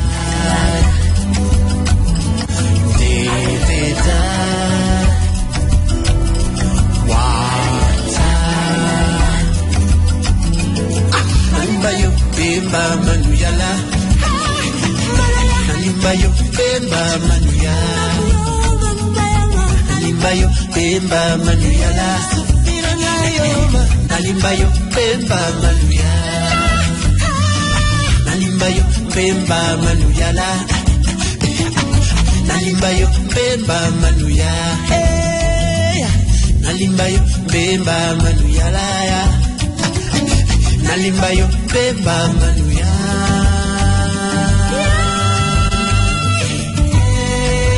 nakuyoba fish don't know na wata alakuyoba yandinala on text. Oh, I just missed that. All right, do me a favor, and when you've sent the stories you want me to mention or the text you want me to read, please do hashtag Running African, one word, #, Running African, one word. And the reason for that is that it will be much easier for me to find the text and to read it, because we've got scores. I mean, many texts coming in. And if they do say hashtag Running African, then I know you're talking to me. All right? So what I do is that I do not go to the front page to read all the text. I go to the Running African page. And if you do a hashtag Running African, then your text will go to the Running African page in terms of me reading the text I'm talking. That's how it's set up, computerized. So if you do hashtag, that's #, Running African, then it comes directly to the page that I'm on. If you don't, then I'm going to lose it, because that's what is happening.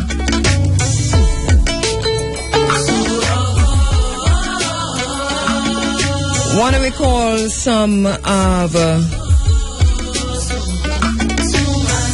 our black male.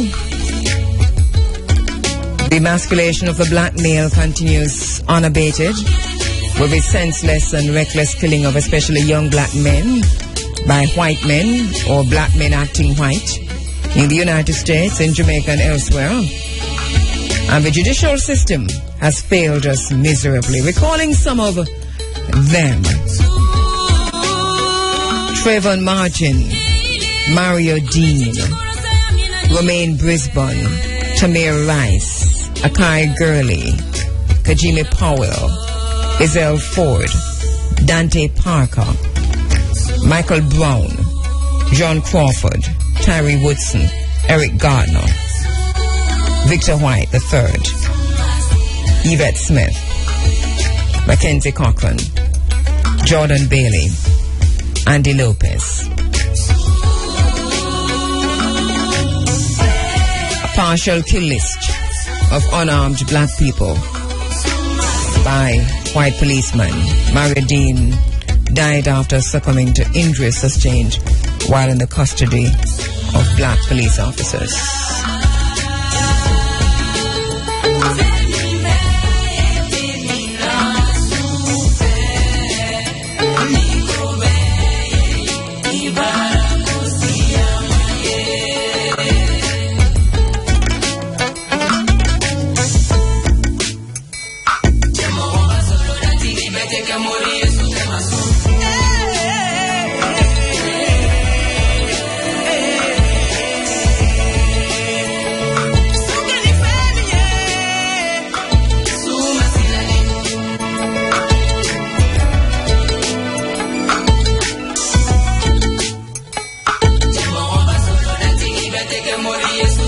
Hide nothing from the masses of the people.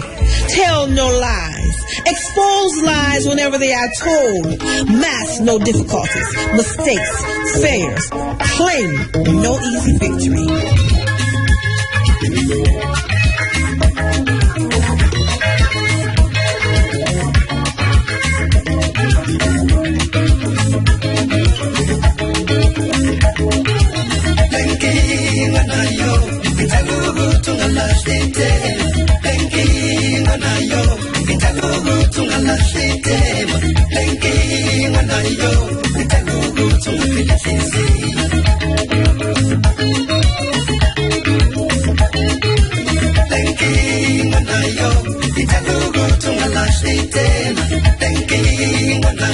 Once again, the text line is 390-9863, and here's a text: health to Cabo, since man, both physical and spiritual, then the approach should be the same. And some of us are silent. You said warriors. Did you mean to say warriors or warriors? Some of us are silent warriors working. Another one says, let us leave our sorrow until tomorrow. Today is great, so let us celebrate our fate.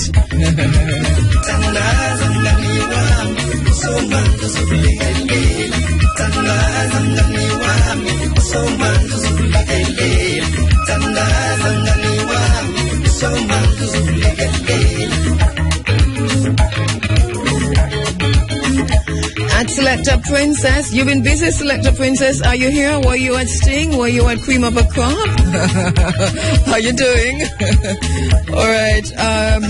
Right. So she says, Winifred Beach, China in Jamaica, Ganja, Sam Sharp, Africans in Israel, Plains. Chick B, Ebola, GMO, Occupy Pinnacle, Minister Louis Farrakhan. Boko Haram, thank you for that.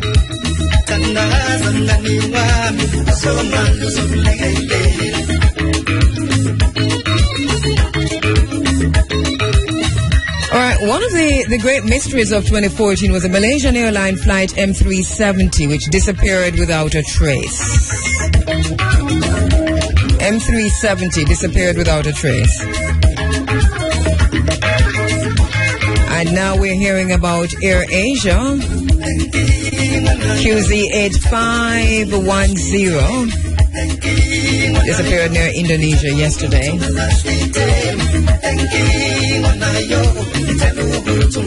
We're also remembering and paying tribute to Professor Norman Gervin, who transcended in April of 2014 as we look back to go forward.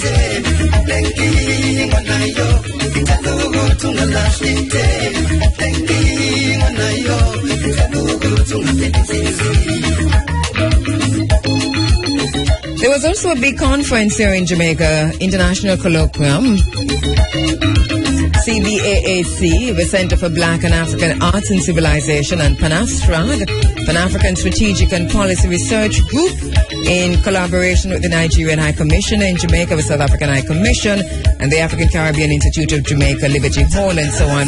They presented Towards a New Pan-Africanism, deploying anthropology, archaeology, history, and philosophy in the service of Africa and the African diaspora. It took place at the University of the West Indies, Mona campus, April 24 to 25, 2014. And the recommendations have been published, so we watch and wait to see what happens.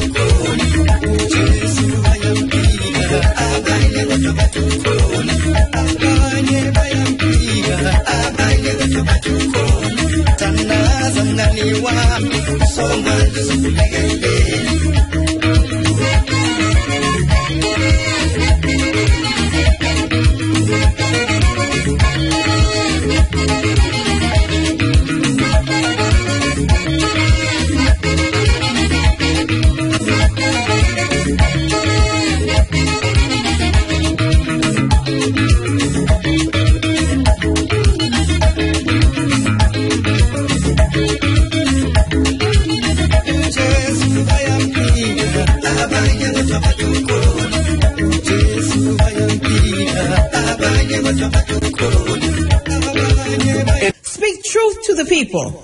To identify the enemy is to free the mind. Free the mind of the people. Speak to the mind of the people. Speak truth.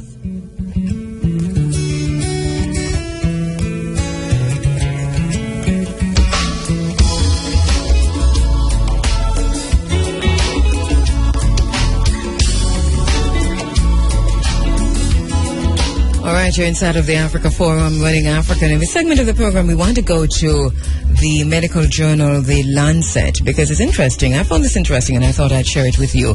They have looked at the year in medicine. Neil Bennett, actually, from The Lancet, looking back at the major medical, health, and humanitarian stories from 2014.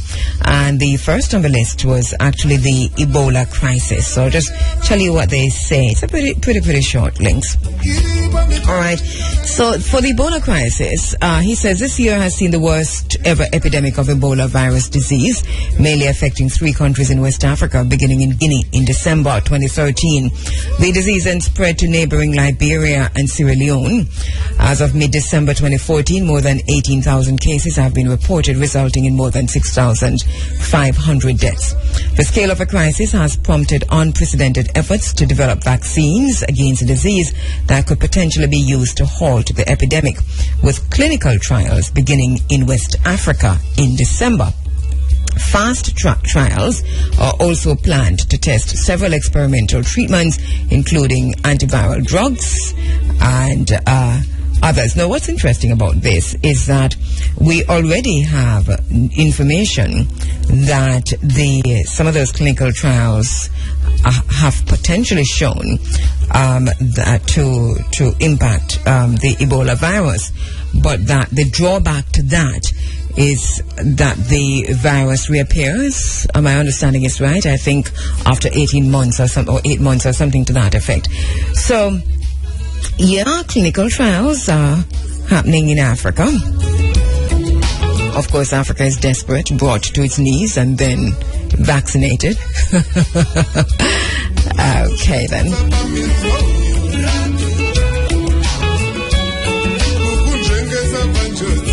And in the meantime, with the Ebola, we found the U.S. militarizing the response to Ebola.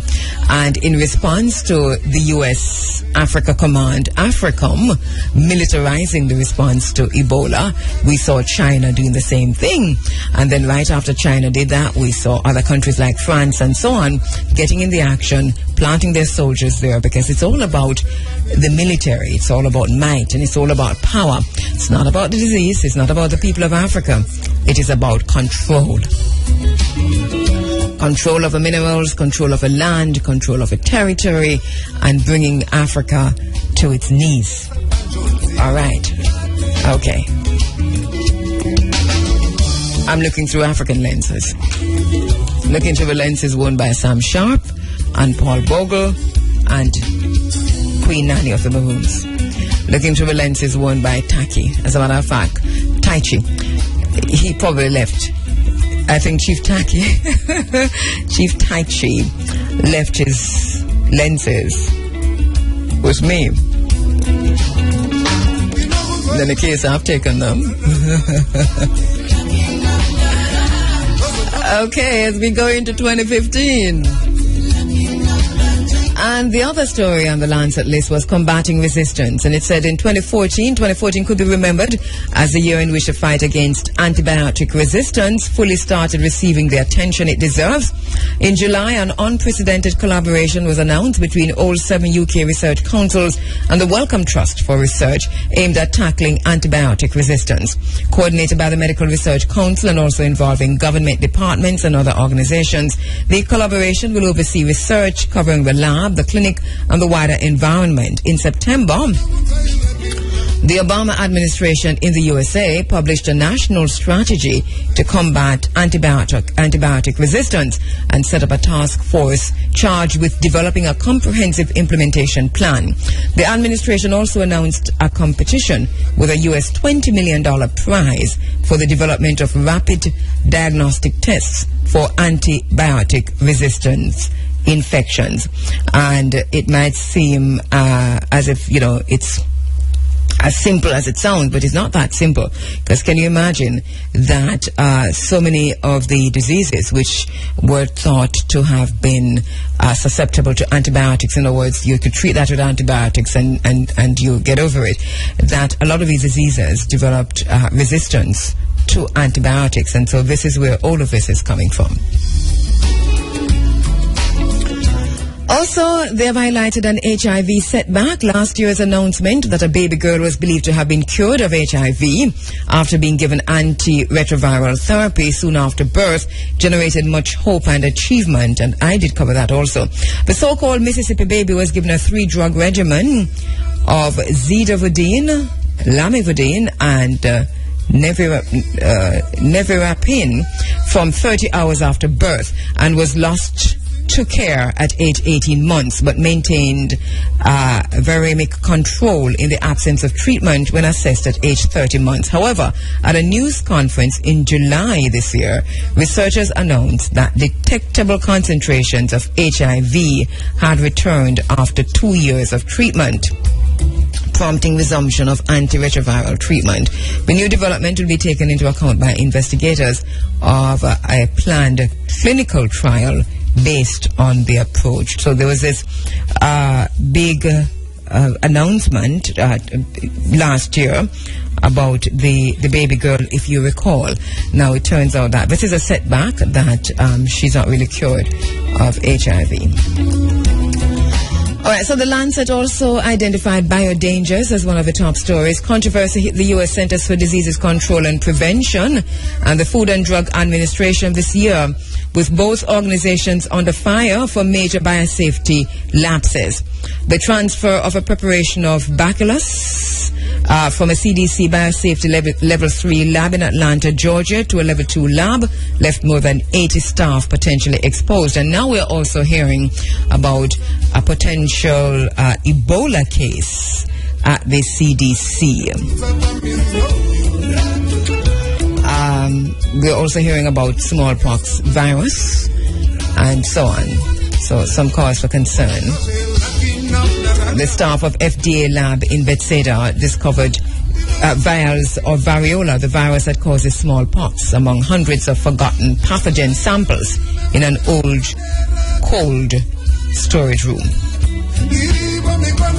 A lot of these are bioweapons, you know. And interestingly, they have identified the M17 tragedy, and you know why.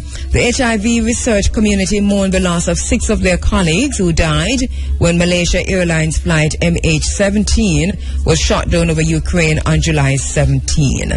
And they were on their way to attend the International AIDS Society meeting in Melbourne, Australia, which took place on July 20 to 25. At the opening session of the conference, IAS President François Barré paid tribute to the delegates who had died in the crash. And he said, then we remember their legacy forever and keep them in our hearts. Interesting situation, eh? HIV community, the MH17 shot down over Ukraine.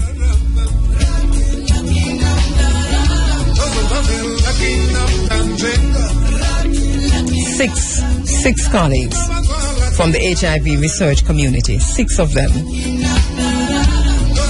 killed in the downing of this plane. Look here, any conspiracy theory that anybody about this is right. Simple.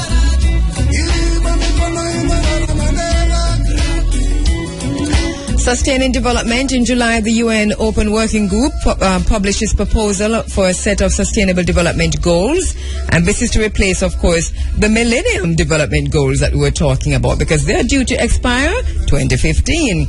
The proposal, which consisted of 17 goals with 169 targets covering a wide range of issues, including poverty, gender inequality, climate change, food security, was discussed by leaders at the UN General Assembly in September.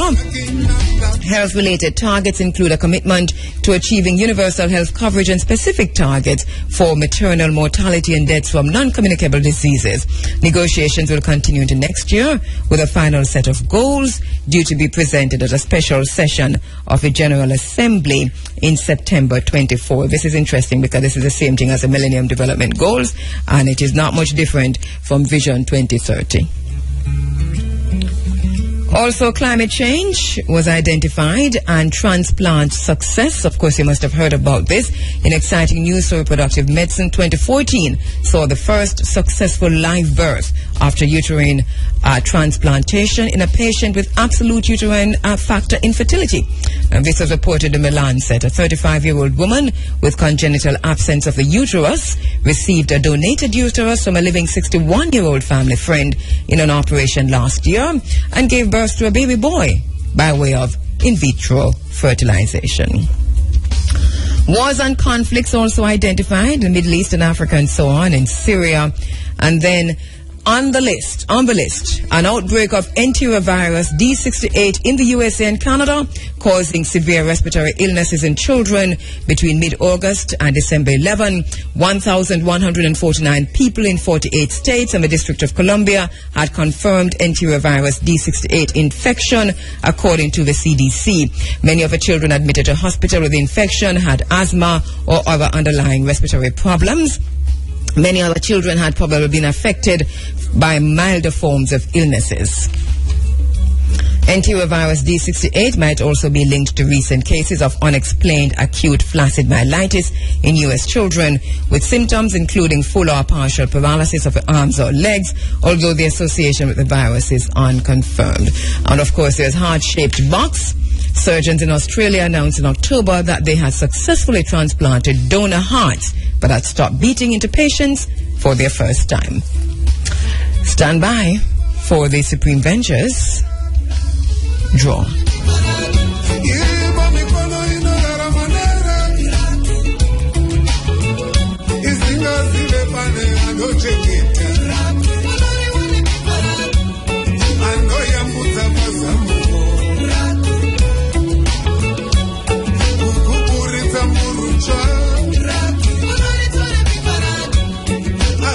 You know, interestingly, there wasn't any report more than so about the enterovirus D68, but it made it to the list of the top health stories in the Lancet for 2014, and it's still an ongoing situation with over 1,100 children affected.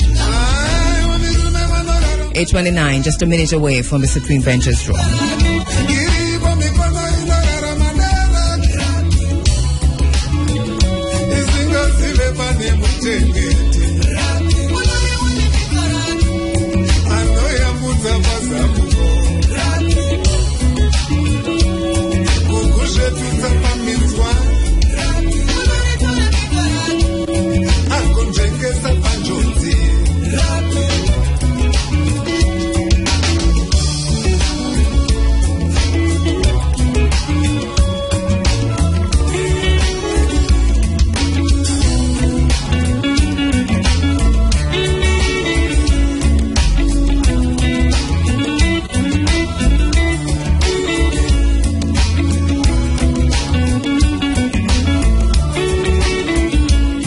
The essence of power is the ability to define someone's reality and have them live according to that definition as though it is a definition of their own choosing.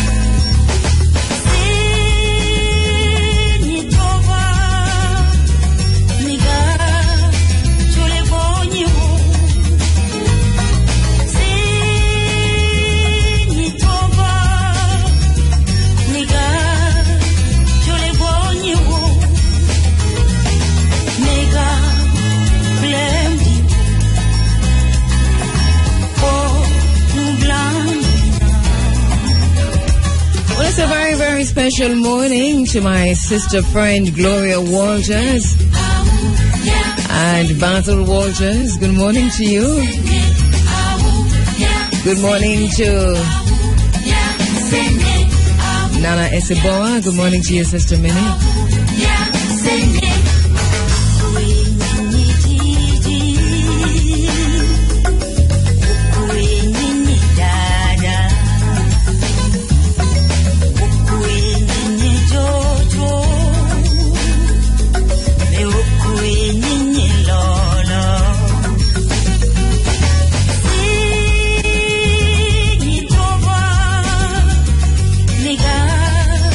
Jolly boy, you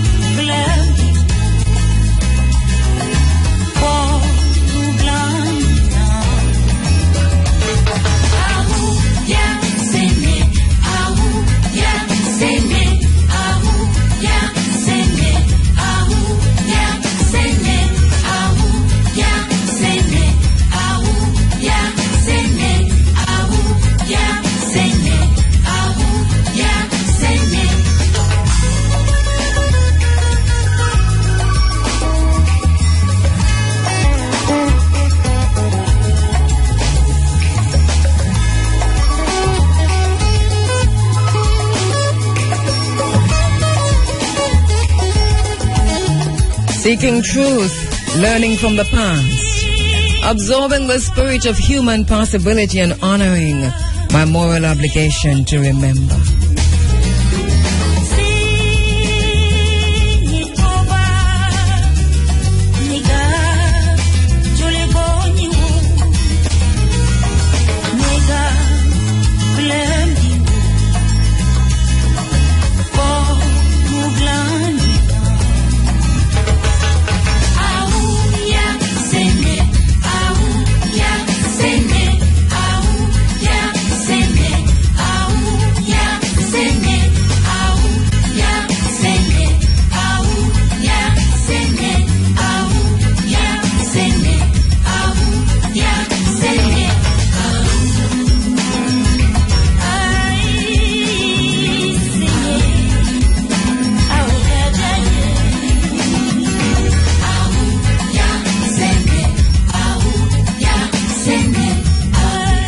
Just 5 minutes away from the local and international headlines. The essence of power is the ability to define someone's reality and have them live according to that definition as though it is a definition of their own choosing.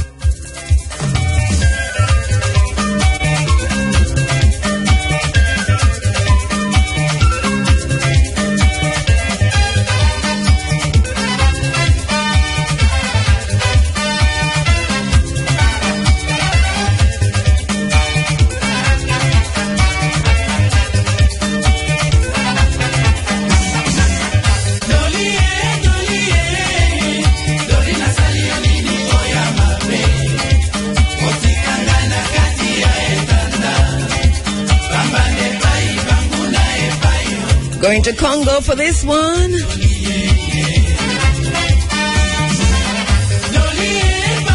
As we say good morning to you on the internet at irfm.net, on your Android phones, your BlackBerry, and your mobile apps. Good morning on the 107s, 107.1 all the way to 107.9. Good morning to you. Good morning, good morning. I'm Kujasana. Welcome to the space. It's an African space. It's a black space. Dancing our way into 2015. Allowing no religious scruples, no political machinations to divide us. Holding together under all climes and in every country as Africans. Making among ourselves a racial empire upon which the sun shall never set.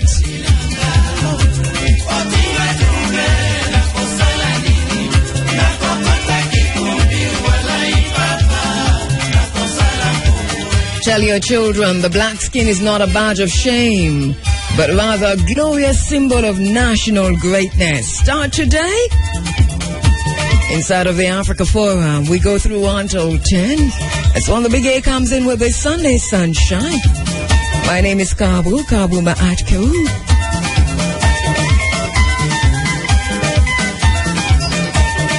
Because it is in our genetic memory, and because we're honoring our moral obligation to remember, the music speaks to us. It does, it does, it does.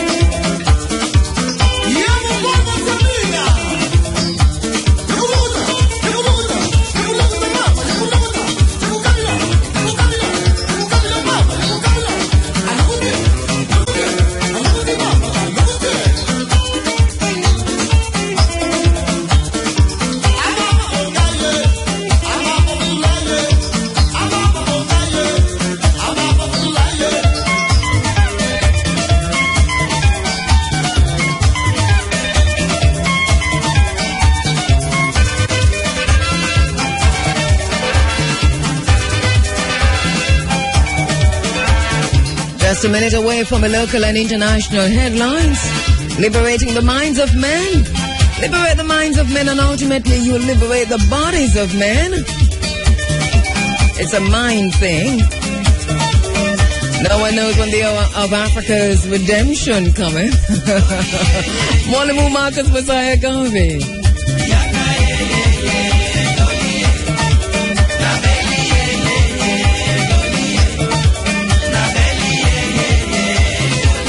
Time on Area FM 8:45. It's time now for the local and international headlines, and Sherry Hayes standing by with that.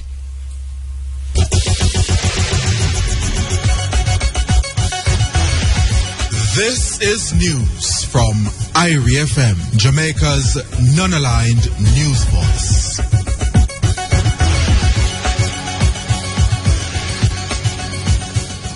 Good morning. I am Cherie Hay with the local and international headlines. A meeting has been scheduled for January 9 next year with the Energy Minister and officials from the state-run oil refinery Petrojam to discuss concerns of technicians who took industrial action last week.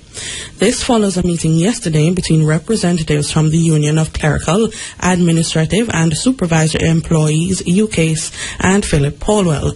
The meeting was called to allow discussions on several issues, including what the union deems hazardous working conditions at the company. President of UCASE, Vincent Morrison, says the meeting went very well and that Minister Polwell assured the union that efforts will be made to resolve the issues with Petrojam. He adds that the Energy Minister put forward some proposals that the union deems favorable for the workers. Also coming out of yesterday's meeting, the union instructed technicians to resume normal operations. The Negril Chamber of Commerce has expressed concern that several people will join the unemployment line if government goes ahead with the breakwater system in Long Bay, Westmoreland. The chamber says it fears the economy of the area will be negatively affected, especially the tourism sector, as some visitors have already indicated they will not be traveling to Negril if the project is implemented. Earlier this month, the National Resources Conservation Authority, NRCA, approved the building of 2 offshore breakwater systems by granting beach licenses to the National Works Agency, NWA. The breakwater system is meant to counter beach erosion problems along the Negril shoreline. And in news overseas, an aerial and maritime search around southern Borneo for a passenger jet with 162 people on board has been suspended for the night. The Airbus A320 disappeared this morning on a flight from Surabaya in Indonesia to Singapore. Most of those on board were from Indonesia. Indonesia AirAsia flight QZ8501 departed Surabaya for Singapore on what should have been a 2-hour flight over the Java Sea. The Director of Aviation for Indonesia's Transport Ministry told reporters that the last transmission from a crew member on the Airbus came at 6:12 a.m. local time, and no distress signal was subsequently received.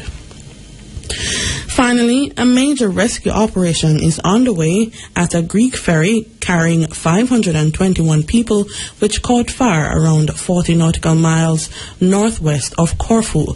The Norman Atlantic was traveling from Patras in Greece to Ancona in Italy.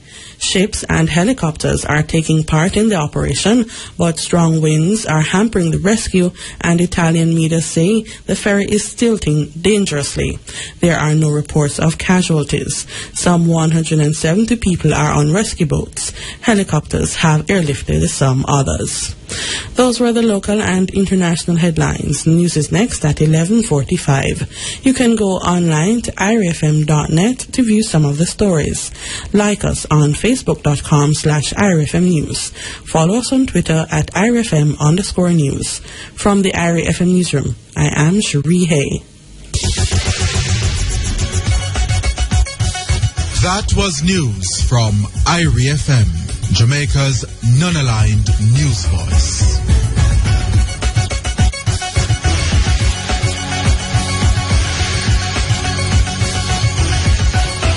Thank you very much, Sherry, here with the local and international headlines. How are you doing, Concrete? Good. You're good. What happened? Yes. Who won? Won what?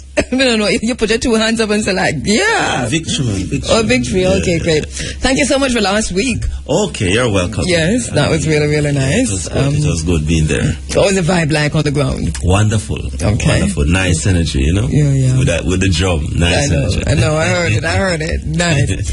All right. We're still thinking about Sam Sharp, of course. Mm-hmm. And yesterday was a big day. Yes. In Montego Bay. Yeah, when we decided not to go back. Well, it's not so much that we decided, is that they asked us late. So that by that time, IRFM was stretched to the limit. About back in 1831. The anniversary. When we decided not to go back on the plantation. Oh, I see. Oh, the burning of the plantation. Yes. When the fires actually were lit. Okay. Get you. All right. So there was that yesterday, remembering Sam Sharp and that event in Montego Bay. Yes. There was also, well, what a segue, but Cream of a Crop was last night. Yes. Lots happening. Were you there? You have your armband still? Yes. What time did you leave? I left close to the end of Jonah Gong's performance. Okay, that was about 3 p.m.? Yes. 3 a.m.? After 3, yeah. After 3? Yeah. Mm-hmm.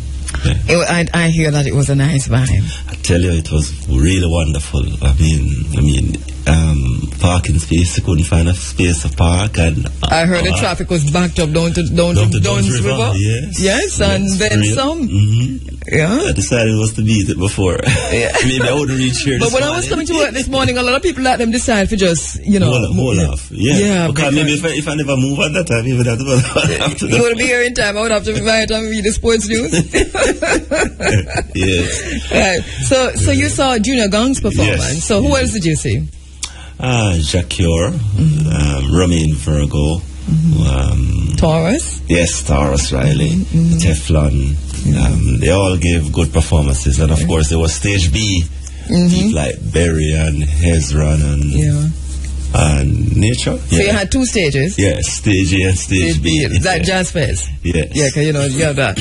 And so the big stars up on big stage and the upcoming stars, because it's a cream of a crop still. Yes, cream of the crop. Yeah, on Stage B. Yes. Right, so you managed to go from A to B? Yeah, well, luckily we never have to move from where we are. We just turn. Just turn back. Yes. Yeah. So good support. It was indeed. Yeah, and good vibe. Yes, and this is the event for this side of the country. This time cream of the a crop. That's it. Enough said. For real. Full stop. Wow. Okay. Good whistle. Ferrari and all. But good work. We love it. All right. And love the fact that, Jamaica turned out for the show. Yes, because, we saw all the heavy hitters in Jamaica. Yeah. Yes, there. And then some. And then some. Yes. Of course, and it was just it was a wonderful turnout. What about the venue? Nice. Yeah. Nice. Yes, spacious. Good vibe. Nice aesthetics. So you think Pearly Beach could be the home of Cream of a Crop? It could be. But based on what I'm saying, maybe they have to expand it more for parking. I see. They're going to have to think they have to cut down the whole. Well, listen now. No more cutting can go on this whistle. You use what you have. But luckily, they're just. Or shuttle people. Luckily, outside of that, there's the two sides of the road where. Yes. Even if you never get a full house, you can't, make sure you don't. Blocking the body on the road. Man, it's a broad enough road, man. Highway 2000, man. All right, that sounds good. And then, Sting? Were you at Sting? No, not at all. Yeah. Not my thing in terms of going there, but I like to do what happened the following morning. Yes. Yeah. So what happened the following morning? Well, no surprises there. In terms of what happened, because it usually happens. Sting is a drama kind of thing, you just expect some kind of drama. Something gonna happen. As long as everybody gets hurt, I went there 2 times, and the 2 times I went there was drama, and every year there's drama. Some kind of drama. Yes, where somebody just need to say something, and rile up the crowd, and the crowd, you just see different kind of crowd that run go somewhere. And, yeah, but outside of that, I mean, the rising sensation. Got him up? Yeah. You can call him that. Yeah, he delivered. I mean, although he targeted Ninja Man in most of his thing, but he did a good. He gave a good performance. I mean, like he's seasoned. Stellar, yeah. Well, I suppose it's not his first turn on the stage. Yes. And so people like Capleton doing this thing, and of course, I mean, they had a dance segment which was dedicated for dancing as well. I mean, that went well. Not too impressed with the ladies, but that is just my opinion. somebody else will say, boy, they performed well. So okay. Who is me? Well, or you, exactly. Yeah. So G.T. Taylor's Christmas extravaganza. Yes, Christmas Day. I hold it going, what things going on? So working my way backwards, Yes, and Christmas Day. That was good again. I mean, we saw Ninja Man giving his performance there. And of course, always toasting the crowd certain ways, And the doctor said, I must miss now. My second doctor said, I must miss. I couldn't miss GT thing. No. Yeah, it was good. It was good based on the reports and what I saw on YouTube and so on, Well, and it's not finished yet now because, well, you have New Year's Eve and regular thing. Yes, New Year's Eve coming up. People lining up to go to the expensive balls and... Well, those things still happen? I've seen quite a lot of them being promoted around. Oh, really? Yes. I must take a look. Yes. We've been asking people here, just members of the Running African family, about some of the stories that they thought were the least covered stories. Could have some more coverage on those stories in 2014. And then persons have been tweeting in and writing in the big stories for 2014 for them. So you can jump in. You can start with the big stories, one or two. The two big stories of the 2014. Big stories of the 2014? I can't remember now. Really? You one sport and one non-sport? Well, in terms of sport, our performance at the Commonwealth Games was excellent. Okay. Again, our track and field was dominant. Nicholas Axman Walters, of course, champion of the world in his weight division, and designate sportsman of the year. Alia Atkinson had a wonderful year as well. In the pool, she is the only black woman to have a world record. Alia Atkinson, that is a wonderful brilliant excellent. West Indies continue to disappoint us. That's on the downside. That's a big story. No. That's a big story. No, that's like a non-news. It was. There's no news in that. No. Nothing new. There. No. What's new? Maybe I'm thinking about the bad news. Oh, that's at that point. Yes. West Indies performance continue to baffle us, So you don't think out of anyone? You don't? Yeah, we'll get in there. I mean, I see. In terms of West Indies now, and then walking off of the tour in India culminate. Current affairs. World Cup. You left out World Cup, but anyway, well, my side never win. They went to the final, but they never win. So disappointment there. Current affairs now. The inquiry going on was quite dramatic. Coming to the closer last month and so on. They have broken for the Christmas holidays and return in February, I think. Out of the controversy, yes.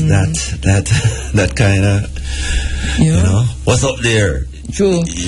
Locally for me, the biggest story would be Chick V. Yes. How could I not forget that? Because I know I still have I know my ankle still hurting still. Well, I didn't get it at all. Well, you're among the lucky few. Yes, a lot of people. And trust me, you would have never wanted. No, I did. Thank God you never catch it. Trust me. I don't want to. May I drink moringa tea? Eat moringa leaf? Swallow moringa seed? I use miracle water, wash it down. The literal colloidal silver. Yes. The literal Jamaican saying, old before young. Yes. Oh. yeah, for real. All before young, if you catch me, trust me. Yes. Yeah, man, for real. It trust me. I mean, there are some things that stands out in Jamaican history. Yeah. And I believe this chick V thing is one of them. It has to be. Yeah, man. Not just for the way it hit the nation hard, and not for the wicked kind of feeling you get. I mean the devastation in terms of how you feel, but also for the way it was handled or mishandled. Yeah, everything contributed the to whole the thing. thing. It's a mess, really. Yes. And then people weren't prepared for it mentally. No. In terms of what it feel like, what it look like, what it not taste like. Yeah, and the post effects. But you should see your face. Your face is total. You look like somebody in pain just thinking about it. And the post effects too, because there are post effects, which will stick around for a long time. That is what now. The post effects in terms of whatever pains it might continue to have on you in terms of, because right now I still have ankle issues. But I can see you still have to, because you had chick V. Did you stay in bed one day? Hardly, because I decided. You go see you go beat it on. So you tell me. Yeah, but why? I did everything. I did everything, but I did everything because I just never wanted was to be bucked down in the bed and so on. Because you realize every time you get up and walk, that's the time, I mean, when you lie down, is when you get up and move, So you go to all the bathroom or to the kitchen or wherever, and it was not. It wasn't. Not nice. Not pleasant. Trust me, not pleasant at all. So chick V, man, chick V, man. Yes, goodness gracious me. I'm glad it kind of, getting out now. A little better late than never in terms of what they have done to kind of disseminate the mosquito population and so on, And the information that finally got out, however forced, and that it took so long. I hear Paho now saying that they're doing some work in the Caribbean, or they're about to do some work in the Caribbean to sensitize people about how to respond to Ebola. That's an interesting thing. Yeah, well, luckily we have still not yet. We have not gotten it this side of the world. Yeah, because that's a whole other kettle of tea, because you're talking about something like almost 50% mortality. Yes. That is not no joke business. That's not nothing to play with. Yeah, but continue to keep our eyes on it and watch it and see. In recent times, I have not heard. In terms of like a whole scale people dying, it look like some. There's been less reporting, but in Sierra Leone, for example, it has been stemmed. You see, what is happening, is that there has been the world response, and Africa is buying into it to Ebola is military. Yeah. Repeat. It's a military response. Yeah. So that's a problem, but. Would you know now if you came in contact with someone with Ebola? Would you know what to do? No, not at all. Definitely not at all. I have heard, like some snippets of some things, in the past. You know one. Yeah, but real and true. When the reality. Well, that's the thing, because I don't know if it's true or lie, but you hear about the man in Mandeville who was in hospital or everybody run. Yes, man, nurses. Everybody caught. Everybody run and ball out Ebola. No, but if that is what you're going to do, that's not going to work. No, nobody want to catch it that time. And I'm wondering if the hospitals, and I'm not trying to, cause no panic or not, but I'm just wondering if the hospitals are prepared.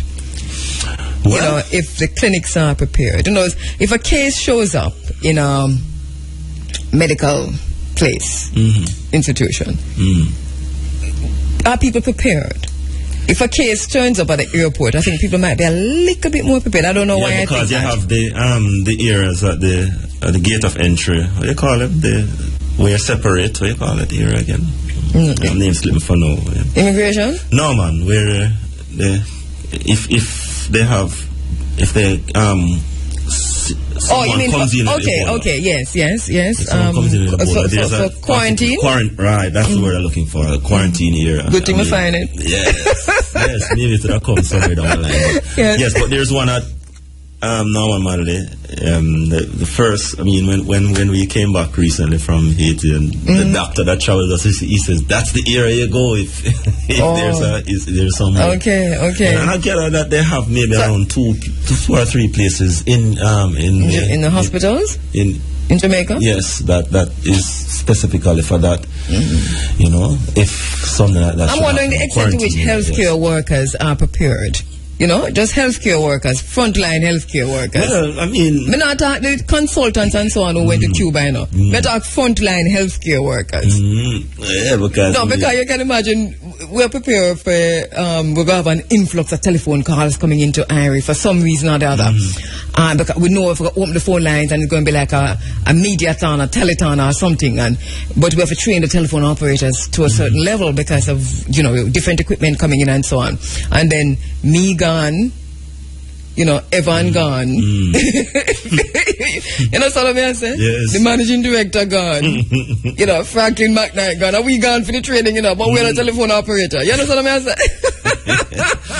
Yes, I understand. I understand the Ebola thing at all in terms of those who went, the consultants who thing. Is the consultants going to come to the front line? That's what I'm wondering. Because I think you need to train your frontline staff. I don't think the consultant is going to come to the front line at all. Well, that is the thing. You say you need, if any training is to be done and if any, you know, sensitization, I would say at all levels. But it would seem to me that the frontline staff, from the person who's sweeping the hospital floor, must be equipped with the information and knowledge. And not only sensitized, but equipped. Yes. Yes, true. Because, I mean, you're there and so for argument's sake, suppose someone really comes with it. Yeah. I mean, how would you react? The person who's going to register, you say, go to the registration, and does that person know? You know, and them say, let me a pen and thing. You know? Well, maybe in different levels we're talking. Maybe it's those consultants who went and get the knowledge might have come deep, because I don't think a frontline man I'm too keen to face up that. Black people are easy, especially in Jamaica. You might tell you. As long as a foreign trip, they probably would have me if you go yes or no. But I mean, let's hope it stays where it is, and let's hope that it dies down. True. So but still, for those who don't know, we need to inform ourselves. Lots of information. Go search for it, man. Yeah. Paho.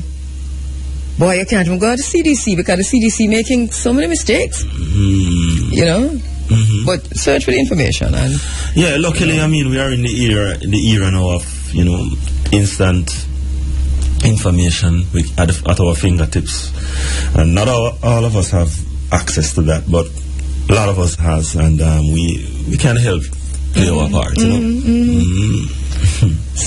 So which story you want to follow now? Which stories you think we should be going at? You know, don't ease upon as we're going to 2015. You mean what happened this year, but not likely to go over into next year? I don't know. Maybe the inquiry, we need to hear some more. Well, that'll go on. Yeah, that'll go on. And I think it's going to get very, very, very more interesting as time goes on. And we need to, you know, hear the people, because I don't think a lot of people, you see, we sit here, you know, in ACs and uptown gated communities, and you know, say when a witness come forward and speak, you find a lot of people saying, "I lie, my tell," and you know, they don't know. You wasn't there. You wasn't there. You're not from the era. These are people telling their experiences. It wasn't a wonderful time down there at all. And people have to understand that these people, they went through hell. Real hell down there. Traumatized. I mean, you're going for some criminals. Not everybody is a criminal. And people need to come off of them high chair and stop talking about the people there. Yeah, part of our problem in Jamaica. And silent culture and this and that. Stop it. I think, Vex that of us Mirror is a good book to read. But part of our problems part of our problem here as Jamaicans is that there's a level of classism in Jamaica, that is palpable, you can't cut it with a knife. Yes. So if somebody present, whether through language or dress, to be less educated or from a different address, you immediately judge that person and criminalize them. Yes. Before you even know them. Exactly. And especially if they look a bit blacker, make it worse. And doesn't speak polished English. Yes. So it's something that we have to deal with. Yes. It's something we have to deal with. Critical is self-reflection. We have to just look on ourselves. Yes. For real. And call ourselves what we are. For real. Yeah, man. Classism is a wicked thing in Jamaica. Yes, for real. And you see it in terms of people's response to those who are testifying at the Tivoli inquiry. Yes, for real. And it hurts me sometimes, but when you don't understand, you just don't understand. And not because, you come back down to the same classism thing again. You're from a particular era, this or that. It doesn't mean anything. And even at the level where you don't expect it, because the church level, I never said something for my born, the church in Jamaica, if you want to find Christians who are people who identify as Christians, who think they are better than people, you just check Jamaica, man. For real. And you're not supposed to think that way there, because Christianity itself is supposed to kind of bring you to the point of understanding that dear but for the grace of God. Yes. But no, the look down nose and talk down nose and it's a wicked thing. But anyway. But sometimes you have to just laugh off of them, for real.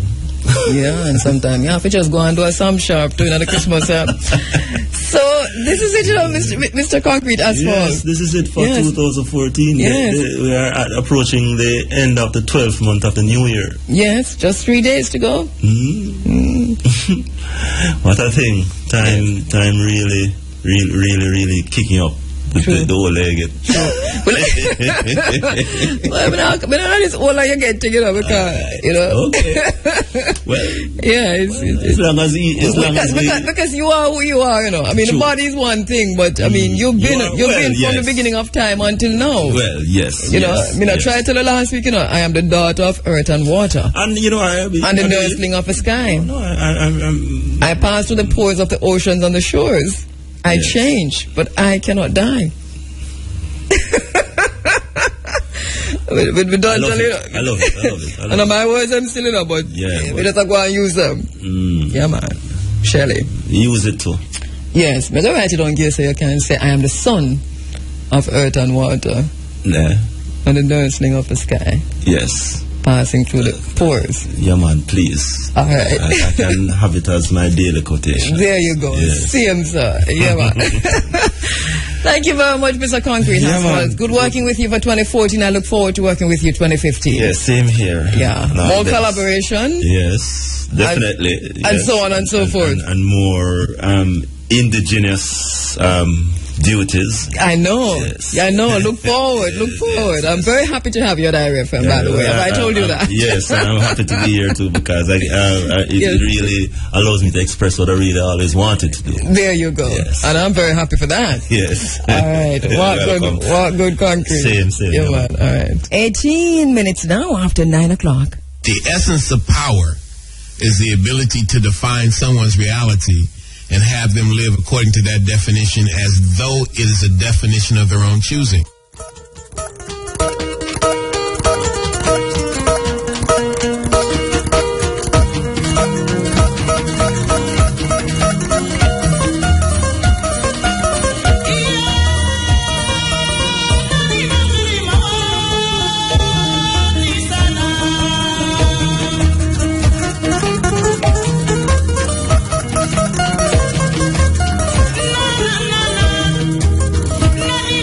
Mama.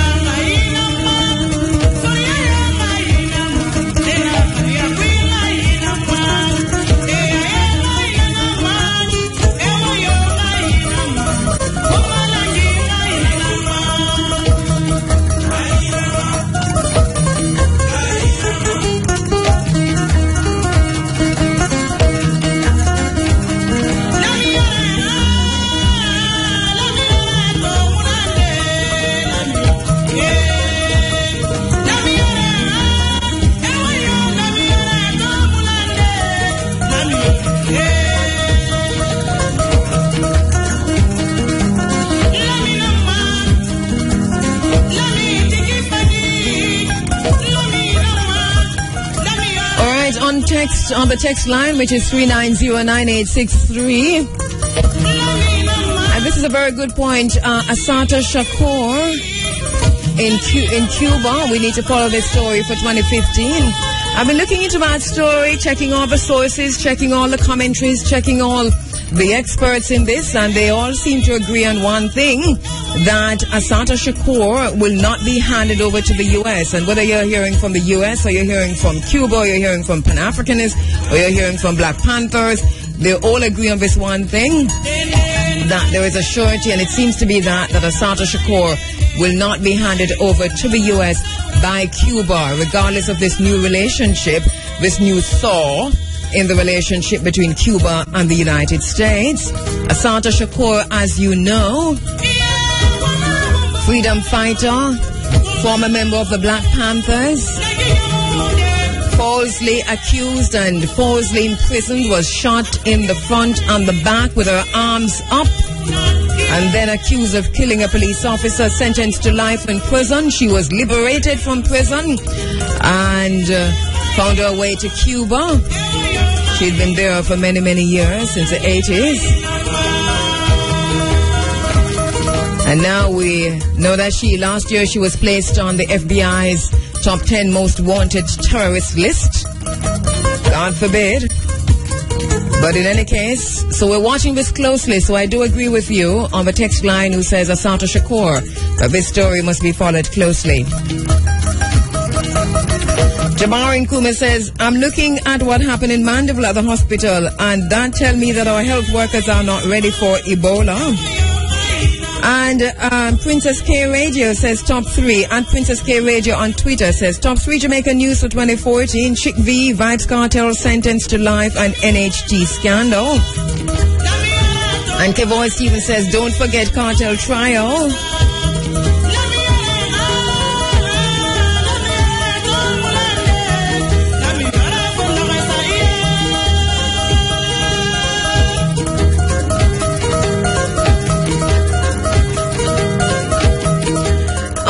The text line, greetings Cabo, at the last press conference with IMF after the minister assured that public sector worker will get pay increase. All right, that's not finished, so finish that sentence for me, please. Thank you. You're inside of the Africa Forum, running African. The Walter Rodney Commission of Inquiry is also something that we're following as we go into 2013. We're asking questions about the treaty between the British and the Maroons, asking if it's still valid, eh? Not dropping that at all.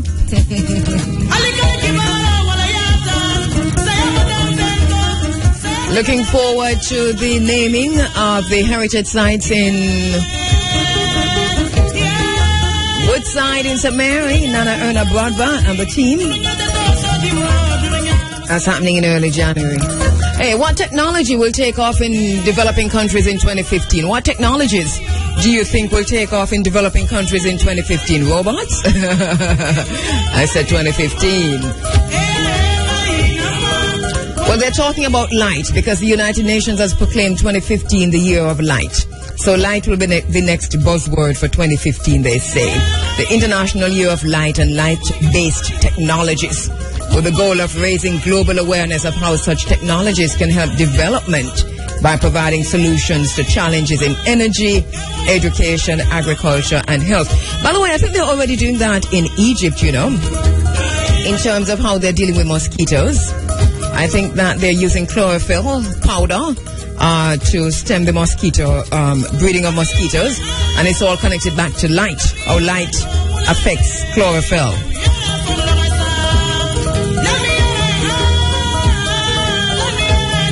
I understand that there is a lot of talk about water, and we know, and we have said this for a long, long time, that the problem, the wars, a lot of the wars that we're hearing about right now, and a lot of the wars are being fought, especially in that area that we call the Middle East, North Africa and the Middle East. A lot of that has to do with water, really, and even the wall that Israel is building and all that's going on there, a lot of that has to do with water. So we're watching as we go into 2015 to see what happens there on the continent of Africa. We have China We have Europe and we have so many other countries, the US and so on, going into countries as part of a great land heist. And it's a fertile and the watershed areas that are being grabbed.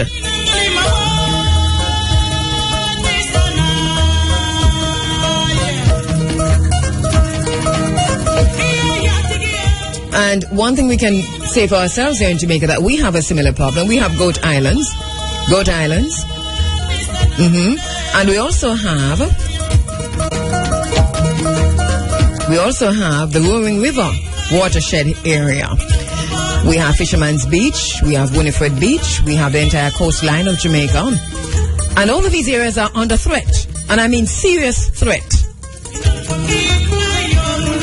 And that is why 2015 has to be a year of action. Has to be a year where we say to ourselves, enough has been said already, now let it be done.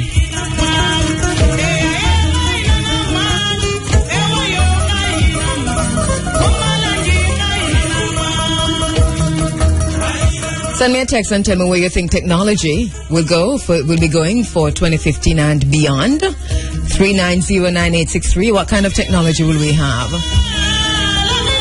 What technologies are we looking at? Someone is talking about solar panel cleaning robots, especially for the Middle East, for Saudi Arabia and countries like those, because they're saying that because of what's happening with oil and so on, more persons in the Middle East more nations are going to go solar. But not because it's a dusty region, you're going to have problems with the solar panels, and so out of that you'll have robots, solar panel cleaning robots, cleaning those panels.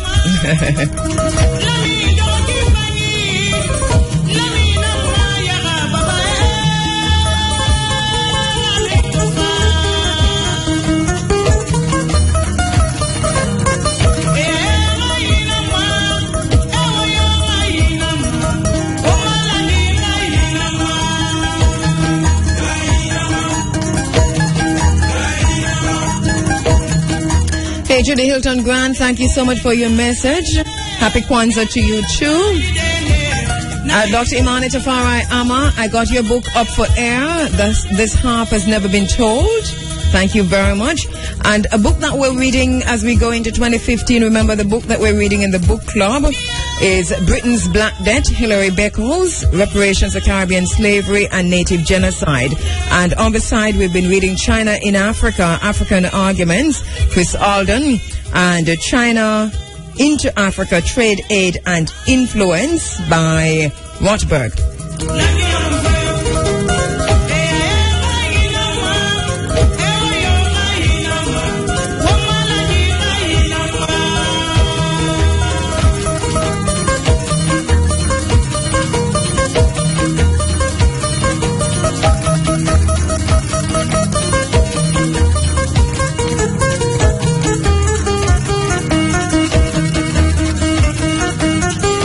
We have a fight on our hands with Monsanto.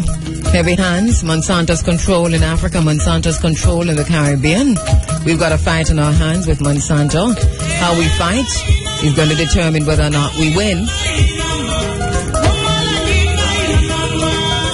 Can't afford to get weary now. Also looking at Africa's betrayal by its leaders, looking at the betrayal of the Caribbean, the betrayal of Jamaica by those in leadership positions. We'll continue to do that.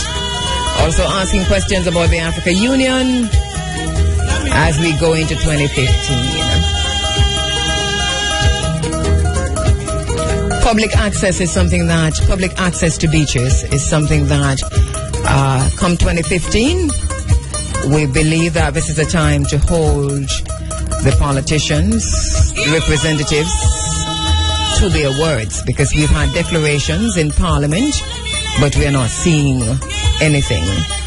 And I think as we go into 2015, this will be time for us to hold them to their words.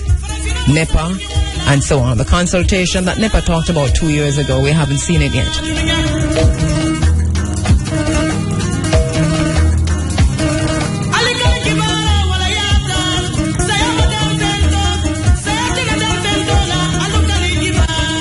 And yet we're seeing some gains from our own work, from our own activism as a group, as a people, as members of one African family, because we saw what happened at Winifred Beach and the work continues. We realize that we're making some serious inroads in holding back and in stemming some of the oppression, some of the oppressive nature of those who are in leadership position.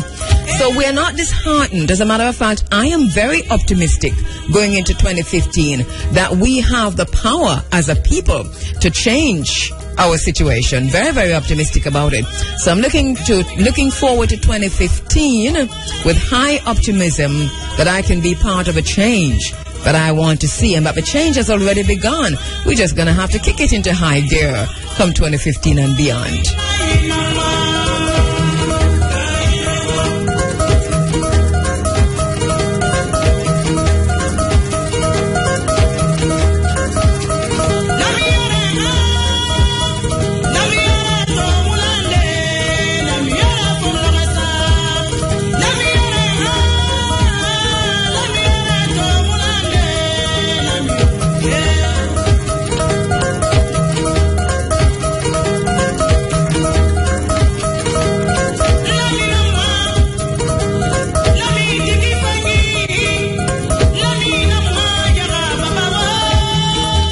Roger, got a message from you from somebody who's texting, but the person said, tell Evan Hewitt, but it's you, Roger, to buy Brufen. Brufen tablets. It says good for the joint pain and swelling. Excellent result after taking. I'm just delivering the message, Raj. All right. The essence of power is the ability to define someone's reality and have them live according to that definition as though it is a definition of their own choosing.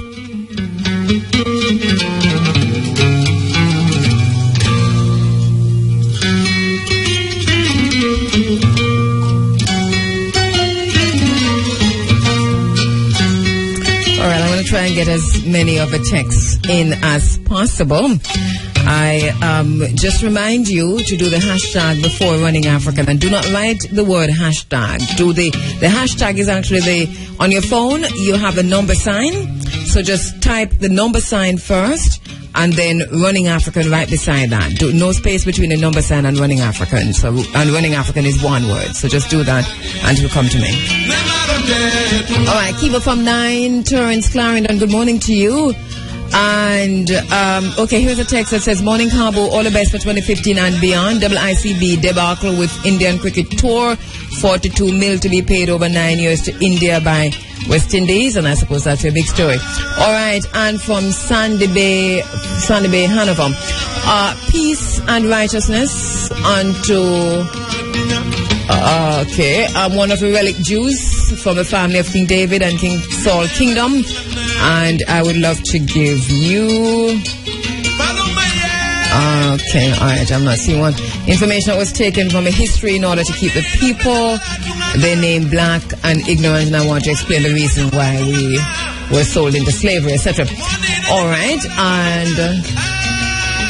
from terrain again, because of the proposed lifting of the embargo on Cuba, there are now calls for Cuba to release persons that fled to the U.S. Yes, we are looking at that. Asata Shakur.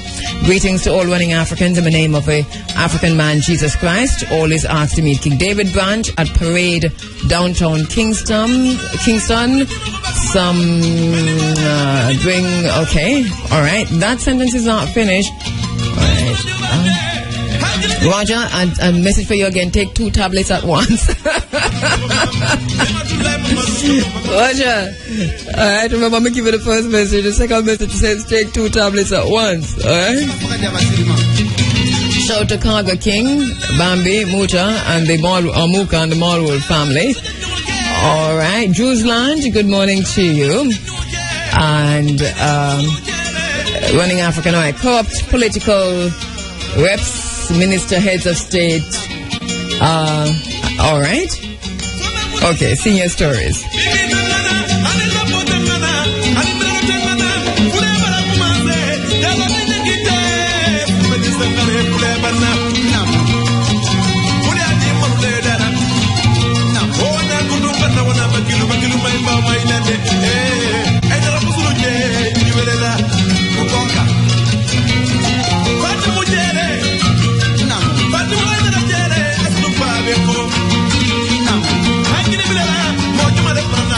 So I've been reading about the Lemba people of Zimbabwe and South Africa, and I've been following this for a while. LEMBA, and you can look that up yourself, because I think it's something that we want to follow up as we go into 2015 too, and to see if we can, do some interviews and so on.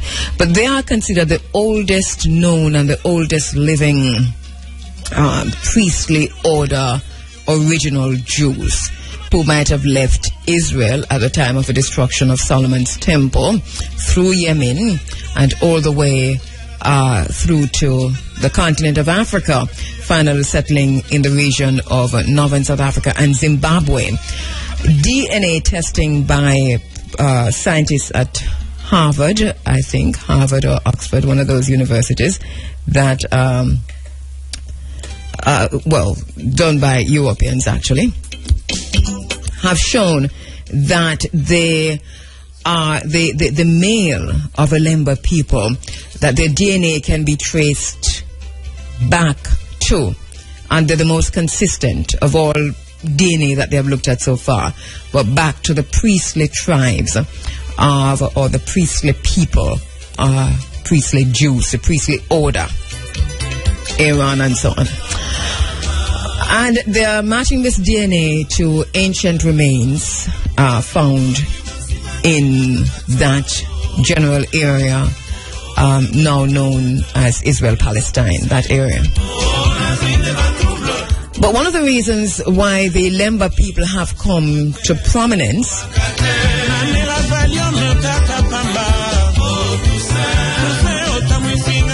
is that they're also thought to have or to be the oldest keepers of the Ark of the Covenant. And the theory is that the Ngoma Lugunda, which is a drum, Lugundu, which is a drum, the ancient drum of the Lemba people, is actually the Ark of the Covenant. And it's fascinating. Type it in. You can find it. I mean, this is documented information, a lot of research, scientific research, and it's not just, not no story. Serious scientific research has been done on the Lemba people, and the findings are remarkable in terms of who they actually are. Black Africans, blacker than blue-black, as Langston Hughes would say. My mom is blacker than your brother. Blue-black.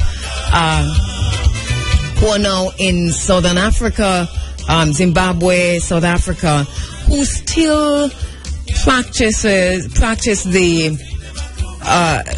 Judaic rituals, incorporating that even when they have converted to Christianity, because they see their practices and their rituals and themselves as Jews as their lifestyle, not as their religion. And that's also another interesting thing. So it would be good to follow this, to see where it goes, and to follow also the discussion that the Ngoma Lugundu might be the Ark of the Covenant. And so one scientist, Parfit, has actually carbon dated the oldest Ngoma Lugundu found, and found it to be 700 years old, which is the closest thing to the Ark of the Covenant that they have found so far. So that is an entirely new story. Not so new, but coming more and more into our space, that I think it's time we begin to look at again. All right, so that's another thing that we're following going into 2015. What you do for yourself depends on what you think of yourself. And what you think of yourself depends on what you know of yourself. And what you know of yourself depends on what you have been told.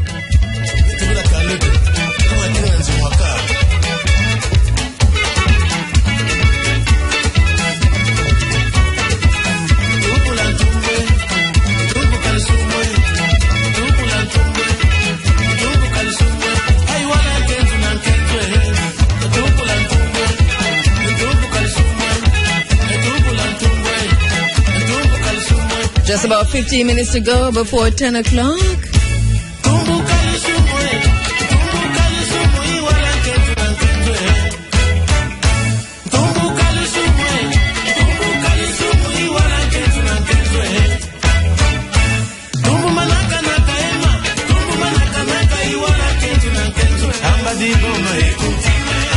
Did you hear that? Dumbuna naka naka, hey man. You know, it's as if you don't even care what he's saying. It just sounds so good. Whatever he's saying is fine with me. All right, you know what's interesting about this is that I was reading. I'm going to take you back. I was reading, I think it was just last night on Twitter, and I don't know if it's true or not. So, and I was saying it is true, right? I just read it. That there's a pastor somewhere, I think it might be Nigeria, who, so he was talking in tongues in the church and so on, and there was a Japanese ambassador or somebody in the church, and that the Japanese ambassador or the Japanese person recognized the tongues as a Japanese national anthem. And so the pastor is being chased all over town because the tongues turned out to be the Japanese national anthem. But you know, I don't know if you've heard the story about when President Kaunda was coming to Jamaica, and the sister who got up in church and spoke in tongues, and then there was a translation, and the person who translated just translated, President Kaunda of Zambia is coming to Jamaica.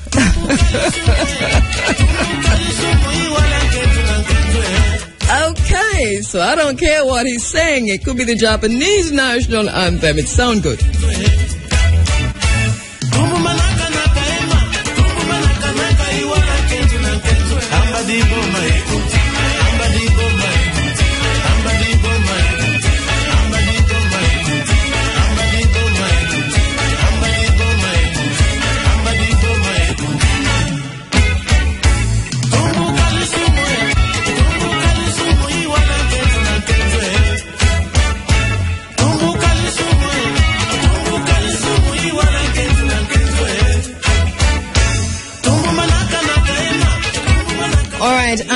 At Z-Rock on Twitter says, Kabu, the Lemba people, very Judaic. They even put the Star of David on their tombstones, and those in Malawi fully observe Shabbat. Thank you for that. Irie Daughter says, Hotep Kabu, still here in the cold, missing my program. I'm so sorry. Top 3, cartel lockdown, Chick B, and the two-headed monster killing us.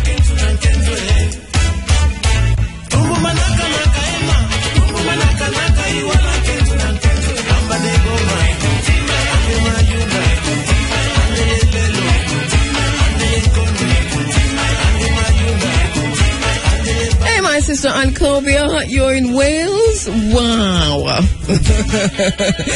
She says all the way from Wales, UK, here eating my Sunday dinner and taking in this morning's program. Don't even tell me what you're eating, okay? But say hi to the family. She said, just wanted to say a big thank you for all your efforts throughout 2014 to keep the African family connected worldwide. Thank you. Thank you to my sister, and may the ancestors continue to guard and protect you. Thank you also to all of your guests and the entire African family, aka Running African Forum. All the best for 2015 and continued growth and listenership. Says thank you very much, Ancobia in Wales. You know I love Wales. All right, so her big stories, Ancobia's big stories for 2014, Malaysian Airlines, Ebola, ISIS, US-Cuba mislink-up, and the murder of black men in the USA, Ferguson riots. Thank you so much, Ancobia in Wales. Say hi to the family, Ancobia.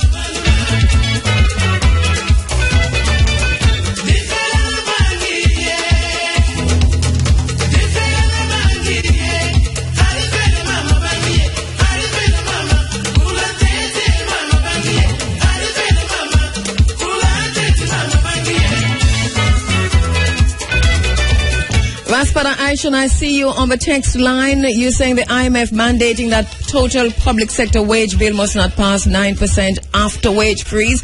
You know, it's something we're going to have to stand up firmly against in terms of government mandating through the IMF or however they're doing it, a wage freeze, and then giving themselves all kinds of perks, and then now having the audacity to want to take taxes from our hard-earned wage freeze money to pay political parties. No, it's just not on. It's just not right. So it's something we're going to be looking at as we go into 2015. Yes. All right, Archangel on Facebook says, Hotep Empress, great year for the movement. We are becoming aware as a mass. My story not mentioned enough is the work of your sister warrior, Danisha Prendergast, for the Occupy Pinnacle movement. She's waking the family worldwide. Also the work of fellow broadcaster Bongo Jerry Small, whose class keep 5 mornings a week and are truly a revelation. Please give a personal thanks to the entire Marley clan and our singers, musicians who blow and have blown the trumpet for so long. Love, love, love, love, love. Time calm. Hotep. All right. Thank you, my brother.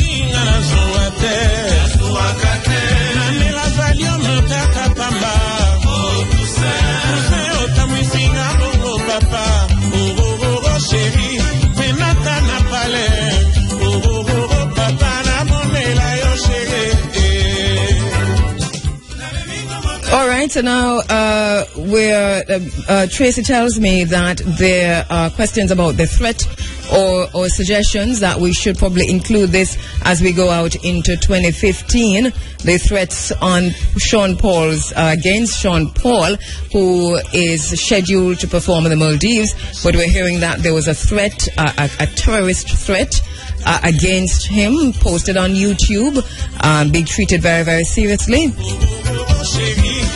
Understand that Sean Paul's management has said that they're waiting to determine whether or not he will go, but there is a serious threat on his life, a threat of death, bloody death, it appears.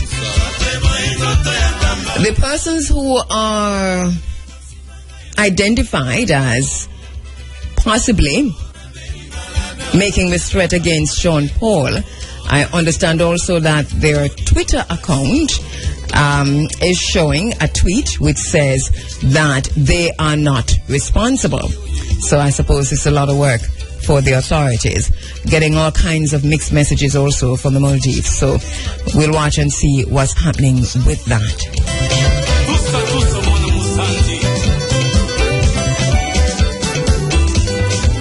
Tonight will be the final night of a 3 nights of Nyabinga chant for Bongo Daniel at 9 Miles, Clarendon. All are invited.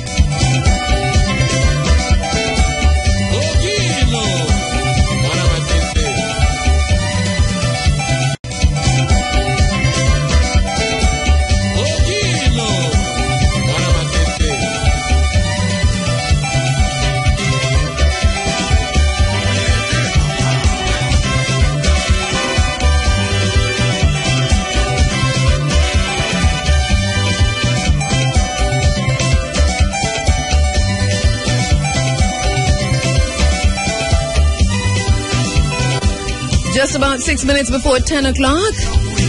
Just want to say thanks to you for tuning in and for keeping company with me as usual. Want to go out with some words from His Imperial Majesty, the Emperor Haile Selassie. So let's do that. Yes. And then, right, take it down to the very last drop. And then do this.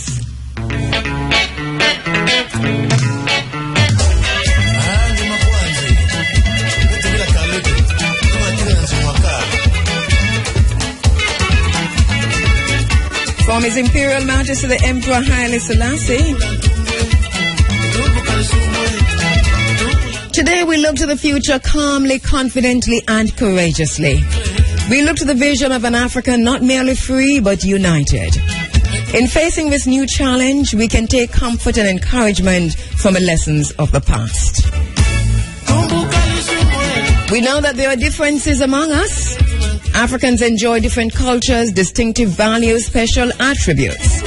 But we also know that unity can be and has been attained among men of the most disparate origins.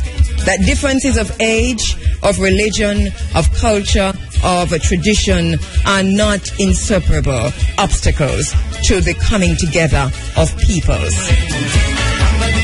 History teaches us that unity is strength and cautions us to submerge and overcome our differences in the quest for common goals, to strive with all our combined strength for the path to true African brotherhood and unity. As we go into 2015, from His Imperial Majesty the Emperor Haile Selassie.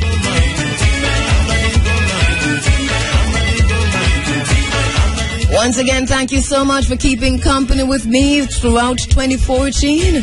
And it looks like we're going into 2015 together. Thank you so much.